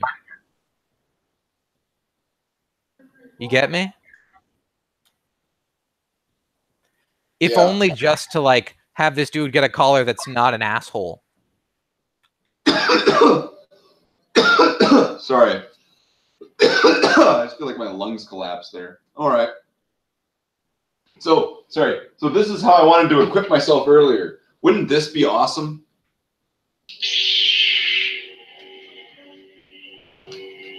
Phaser and a lightsaber? I feel like once you have the lightsaber, the phaser becomes kind of redundant. What if you're not very talented with the lightsaber or with the Force? Or you probably shouldn't be using the death machine that will cut off your arm if you fuck up. But you're proficient with it enough. But what if you're not as skilled as your opponent? Would you say that disarming yourself of this would be... the thing is, you use the phaser. Okay, let me just deflect that back at you. Have fun. What if you did a wide beam dispersal? What's stopping them though? So that you're doing like a cone wave beam thing. Yeah, but then they deflect it anyway. But there's much more. Okay, let's say the lightsaber is able to deflect this much of it, right? But imagine that this wide beam dispersal, once it's actually reached you, is actually about this big. So I've managed to deflect about this much of the pillow. And the rest of it annihilates me. Yeah, or you just sort of force push the beams away. You could, like Kylo Ren did. Yeah. See, like, do you know? Have you ever noticed this about the Force? That everything, like, the Force can't do that until it's done on screen. Then the Force can do that. I was getting to that point earlier. How about this? If you had only ever seen Star Wars, right? Like just, Luke saving Leia, the Death Star, blows up the Death Star at the end, right? Yeah. And somebody was like, well, couldn't Luke just use the Force to, like, lift his X-Wing out of a swamp? No, the Force doesn't do that. The Force is able to, like, use mind tricks and, like, help you aim at stuff. But the second movie rolls along, and then you see the Force able to, like, lift planes out of bogs. I mean, to be fair, like, it sort of makes sense that you wouldn't think something can do it until it's been shown that, or at least stated that it can do it. So would you say that it's fair that you wouldn't think that the Force was a result of microscopic phasing space bugs? Well, now that it's canon, it is. Until you were told specifically that the Force was a result of microscopic phasing space bugs. Episode 1, awesome now, isn't it? Would you say that until you had seen on screen that Darth Vader was friends with an intergalactic space rabbit fish?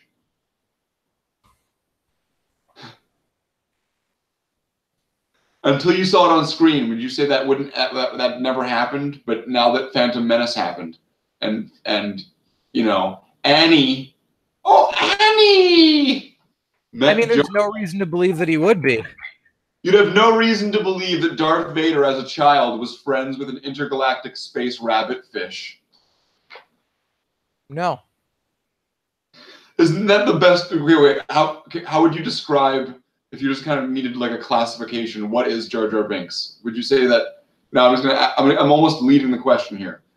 Is intergalactic space rabbit fish an apt descriptor for Jar Jar Binks? I'd say he's more just roster rabbit. I don't think there's I don't think there is a good fucking. I don't think there is an accurate descriptor.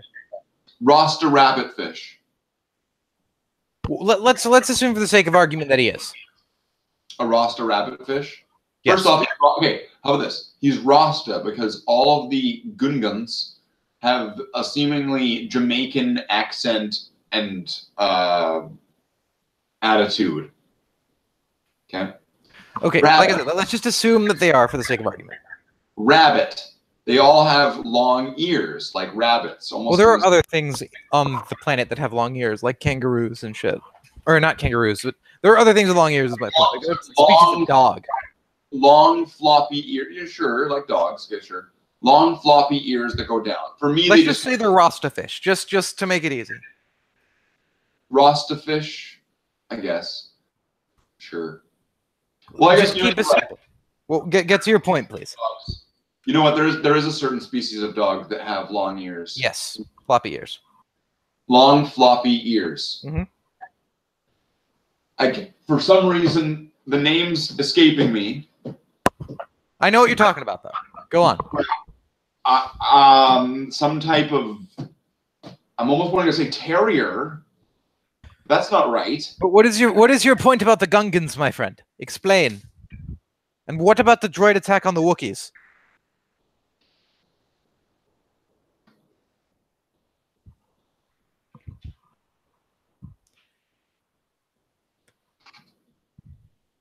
Are you okay? The way you slipped that in there was brilliant. Just as I know. Attack on the Wookiees. No, that was great. That was brilliant. I couldn't help it. I just sort of the moment came. See, well, comedy's all about timing. Mm-hmm. Also, I got about half an hour. Yeah, you're good.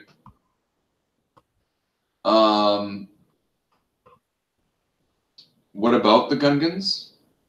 Yes, you were making a point about them. Oh, that you never would have thought that Darth Vader was friends with a Gungan until you saw that he was friends with a Gungan. Yeah, but I would have thought that he was friends with Obi-Wan because Obi-Wan said he was a friend. But, so then, would we only imagine that Darth Vader was only friends with Obi-Wan? They had he didn't have other friends. Well, no, that's not what I said. But I could assume that he was friends with Obi-Wan. I don't know who else he was friends with, but I do know that he was likely friends with Obi-Wan because Obi-Wan said he was a good friend. He was a good pilot. He was a good friend. Yes. You should get back to your exercises. That's right. Work out those glutes. That's right, Luke. Yes, let me watch them, Luke. You know, you should get back to your exercises. I'll be right back.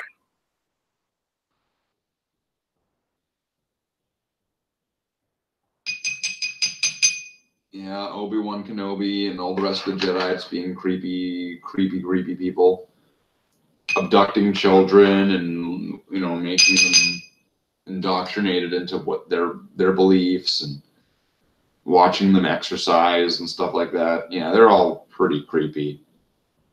They sound like honestly, when you look at the Jedi, when you analyze the Jedi, they almost sound like that weird pedophile group that showed up recently. The one that's tried to sneak its way into the LGBT community, right? The Jedi are all of a sudden they're like, yeah, we're acceptable. We just abduct children and watch them exercise and make sure that they listen to us. Yeah, those little kids. The Jedi are weird. When you think about it, the Sith don't abduct little kids. I'm back. Okay, I was just talking about how the Jedi are fucked up and the Sith are actually really not fucked up. I think both of them are fucked up. Just some of them have non-fucked up aspects. Okay, the Jedi abduct little children. They don't always abduct. They don't often abduct. They pretty rarely abduct. They go across the galaxy and they find if they find somebody who's a Jedi, or you know what I mean, they find somebody who's okay, and that's how they look at it as well. First off, as well, the Jedi don't find people and go, "This is a person that is able to use the Force" or whatever. They find them and they go, "This is a Jedi. We need to bring them to the Jedi count thing." Blah blah blah blah blah. Because if they're not a Jedi, what are they? The Jedi are very, the Jedi are if they're not a Jedi, what are they? Not canon. The Jedi are very one-sided and one-minded. And if it wasn't a Jedi, that makes it not a Jedi, let's just say, which makes it almost an enemy. So they'd have to kill that kid, probably. No, they don't. If they don't want to join, they don't kill him. But they do. They do basically they basically swoop in and say, "Hey, this is a Jedi. We're gonna recruit him and train him. Bye." That's really more how it is, though. And you know why it's like that? They seek permission, but they were legally authorized to just sort of take them. So I imagine some Jedi just took them, and some were like, "All right, fair enough." But were they legally authorized to take them? Because here's the thing. Yes. We're demonstrated in the first movie that the Jedi can just manipulate anybody that they want, unless with the Force. Obi-Wan says, the weak-minded, but I mean, really, I mean that could be anybody. So you know what? I think Qui-Gon came in, and with the Force, just kind of went that he has he said he was using the Force and probably being a bit imposing. Using a mind trick and being that the boy is powerful and talented and blah. And she's like, yeah, he was a miracle and all this stuff, blah, blah, blah. I'm Ray Charles now, And then all of a sudden, it's I'm taking him and he's to be trained. Yes. And then and then the choice was to be his, but he even didn't want to go. Anakin didn't want to go, but his mom, who was already convinced, no, you should go. You should go. I'm like, okay, put it this way. He didn't want to go, but I don't think it's a matter of his mom was convinced that the Jedi are where he needed to go. I think it's a matter of his mom didn't want him to grow up as a literal, actual slave. No, okay, didn't want him to grow up as a slave, but I think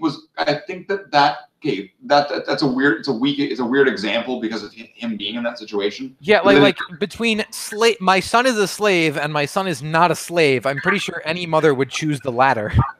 But then again, here's the thing, though. Did Anakin's life and Luke Skywalker's life in the first movie look that much different? Yes. Where? Luke had stuff to eat. Luke was raised by, like, a multi-person family and didn't have to, like, build junk and shit and sell it just to survive and all that shit. Like, Luke was part of a respectable... Kind of a little bit more like you're talking about Rey there, where she got like food rations and had to like.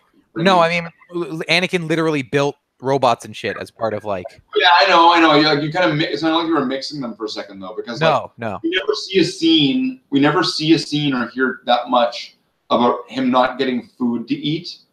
We do see him working at Watto's though. Yeah, my point being, Luke wasn't an actual literal slave.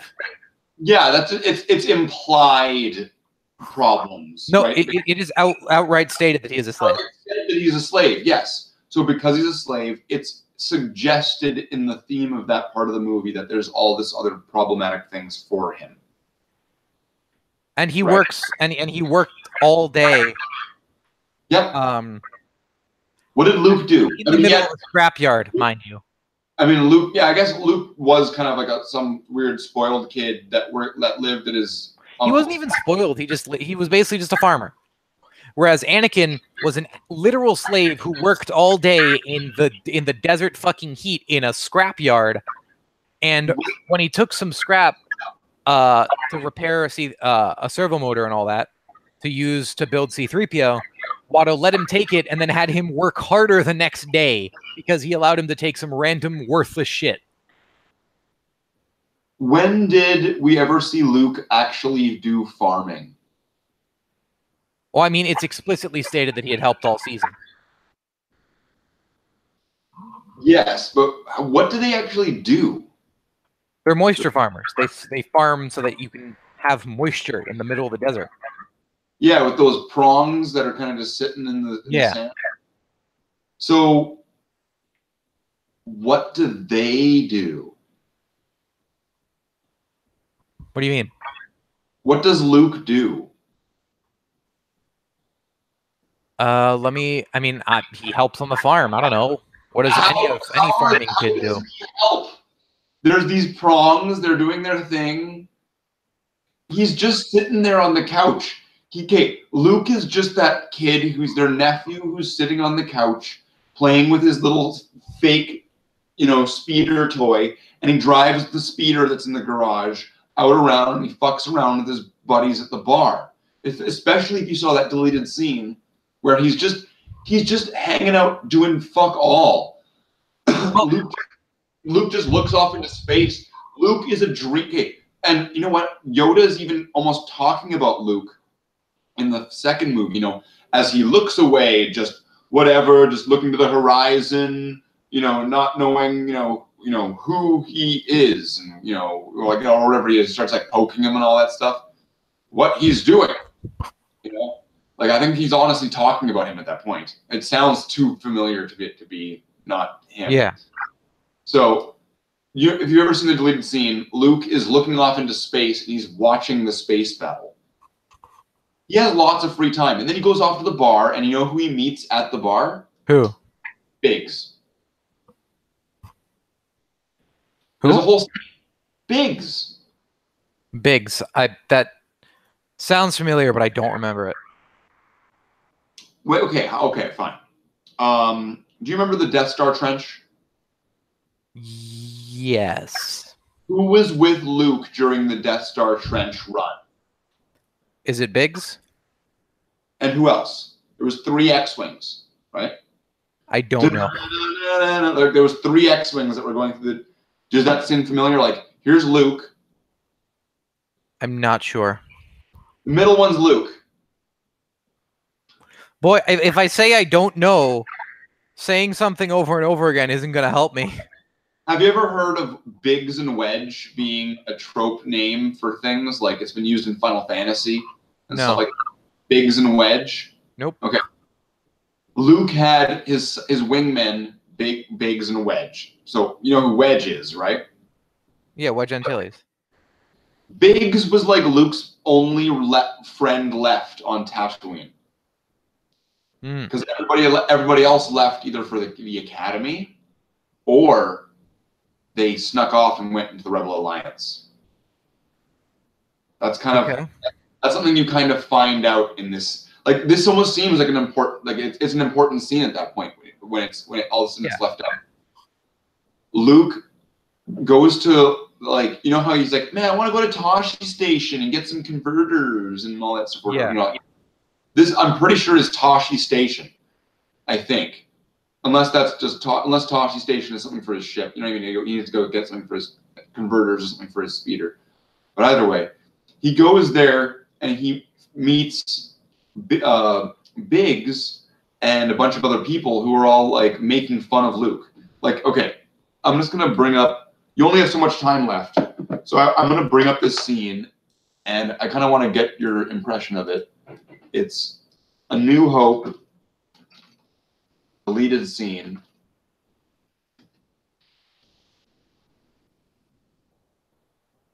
And it's one where you're going to see... So it's not the one where Han Solo is like macking the chick, and it's not the one in the speeder.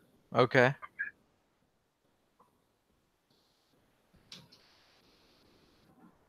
I'm sure if you put in like Biggs, it would even help, probably even better. Like, I've got one here that has all the deleted scene. Luke in the desert, Toshi Station. Yeah, so the very first one, if you go to Star Wars Episode 4, A New Hope deleted scene, the very first deleted scene is the best one.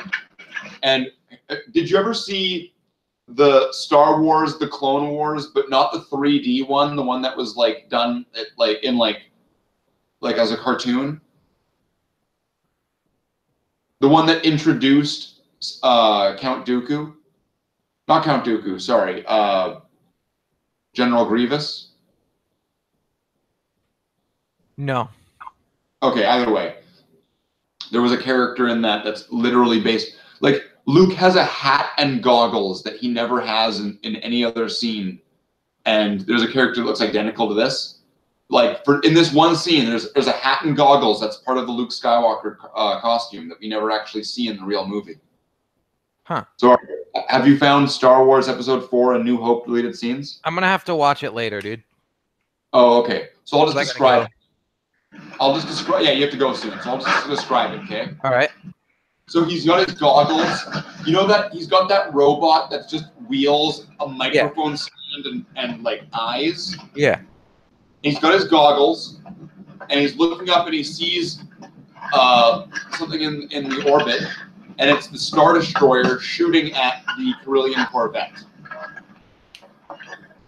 But to him, he just pretty much just Come sees, on, like, get in gear.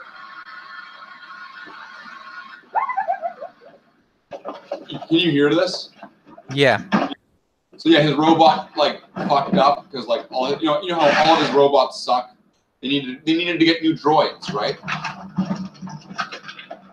So now he's run off. Now he's at Toshi Station, and there's like a whole set and everything. Hey, come on, shape it up, you guys. Vince! Hey! I didn't know you were back. What'd you get? Just now. I never Not working. You gotta go now? Well, the academy didn't change you, but I almost forgot. You gotta go now?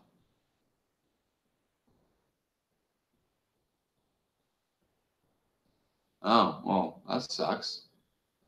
That was very, like, instantaneous. I gotta go. Done. Finish him. There's a battle going on right here. Not again, forget it! What's all the noise about? Man here play the game? I think William's caught too much sun.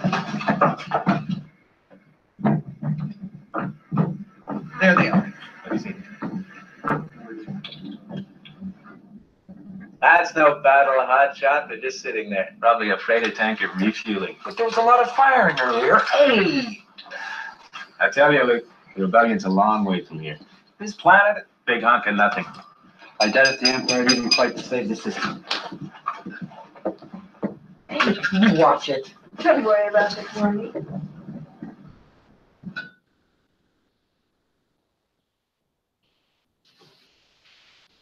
Luke and I was so close I thought I was going to fry my instruments. As it was, I busted up the Skyhopper pretty bad. And Owen, furious. He wound up grounding me for the rest of the season. You should have been there. It was fantastic. You gotta take it a little easy, Luke. You may be the hottest bush pilot this side of Mos Eisley, but those little skyhoppers are dangerous. Keep it up, one day, whammo. You're gonna end up a dark spot on the downside of a canyon wall. Look who's talking. You've been hanging around the Starfleet so long, you've been sounding like my uncle. Now you're getting a little soft in the city. I've missed you, kid. Yeah, well, things haven't been the same without you, Biggs. It's been so quiet. I didn't come back just to say goodbye. I shouldn't tell you this, but you're the only one I can trust. See, I may never come back, and I just want someone to know. What are you talking about? I made some friends at the academy. When our frigate leaves for one of the central systems, we're gonna jump ship and join the Alliance. The rebellion? Quiet down. I'm much bigger than meteors. I'm quiet. Listen to how quiet I am. You can barely hear me. look at how quiet I am. You My can barely friend has hear a me. friend on Bestine who might help Isn't us this make wrong? He contact. sounds like You're somewhere else crazy. talk like You've been around that. forever trying to find them. I know it's a long shot, but if I don't find them, I'll do an account on my own. It's what we always talked about, Luke. I'm not going to wait around for the Empire to draft me into service. The rebellion is spreading, and I want to be on the side I believe in. Yeah, meanwhile, I'm stuck here. The I'll get you a Empire chance to get off this drafts rock. people. You're going to the academy next term, aren't you? I'm gonna count Not this likely. I had to because it's cancel so my well done. application. What for? I would like to see My this uncle needs it. restored and put into the movie. No, I'm serious. The sand people have been getting really crazy. They even raided the outskirts of Anchor. Come on, Luke. Your uncle could hold off a whole colony of sand people with one An blast. extended edition. I know. But we've got almost enough evaporators to make the place pay off. I have to stay one more season. I can't leave him now. What good's all your uncle's work if the Empire takes it over? You know they've already started to nationalize commerce in the central systems? It won't be long before your uncle's just a tenant, slaving for the greater glory of the Empire. No, that's not going to happen. Here you said yourself the Empire won't even mess with this old rock. Things can change. I wish I was going. Are you going to be around long? No. Leaving in the morning. I guess I won't see you. Maybe someday. I'll keep a lookout. Yeah. I'll be at the Academy next season, and then who knows? I won't be drafted into the Imperial Starfleet, that's for sure.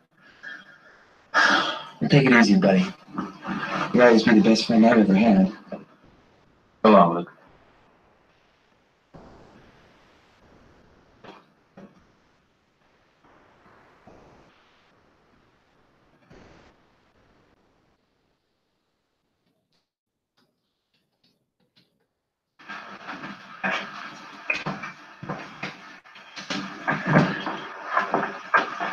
Charlie?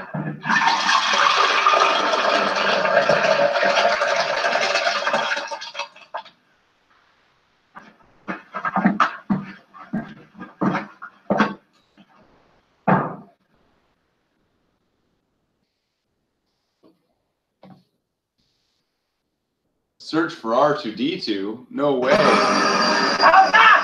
Yes, that much better. C-3PO drives cars too. Oh, Ben was out this direction somewhere. It's just, I don't see how that R2 unit could come this far. We must have missed him. Uncle Owen's not going to take this very well. Wouldn't it help if you told him it was my fault? Sure. He needs you. Probably only deactivate you for a day or so. Deactivate? Well, on the other hand, if you haven't removed his restraining bolt... Wait a second. You would remove this restraining bolt so I don't get deactivated. I'm going to leave because you guys are crazy.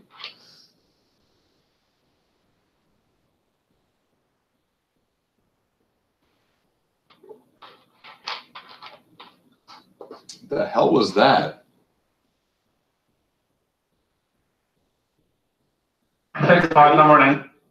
Old woman on Tatooine.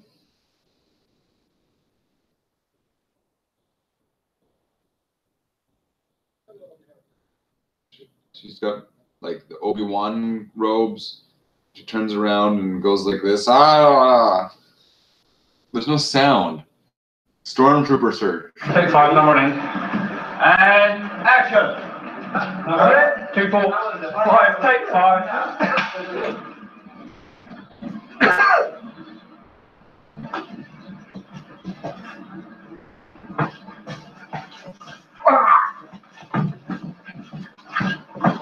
Dead.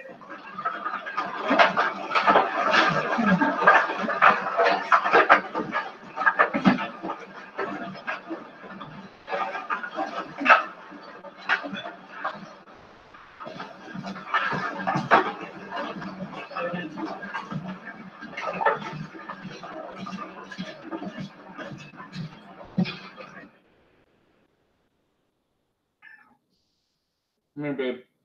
We've closed the spaceport at Mos Eisley and started a search operation. It's just a matter of time before we find the droids. Send in more troops if you have to. Is there a hope that the data being used against us, which is a predator resistance to our flamethrower? Till then, we waste time with Governor Tarkin's foolish plan to break her.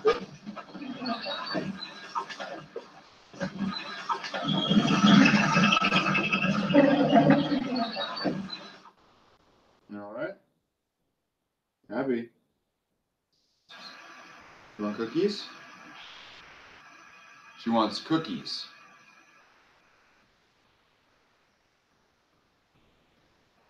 All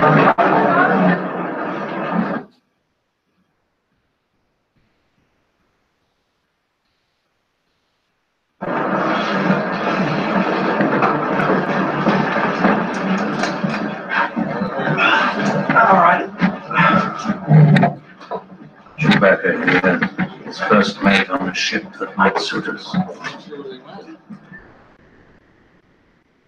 We're gonna have to find them. We're gonna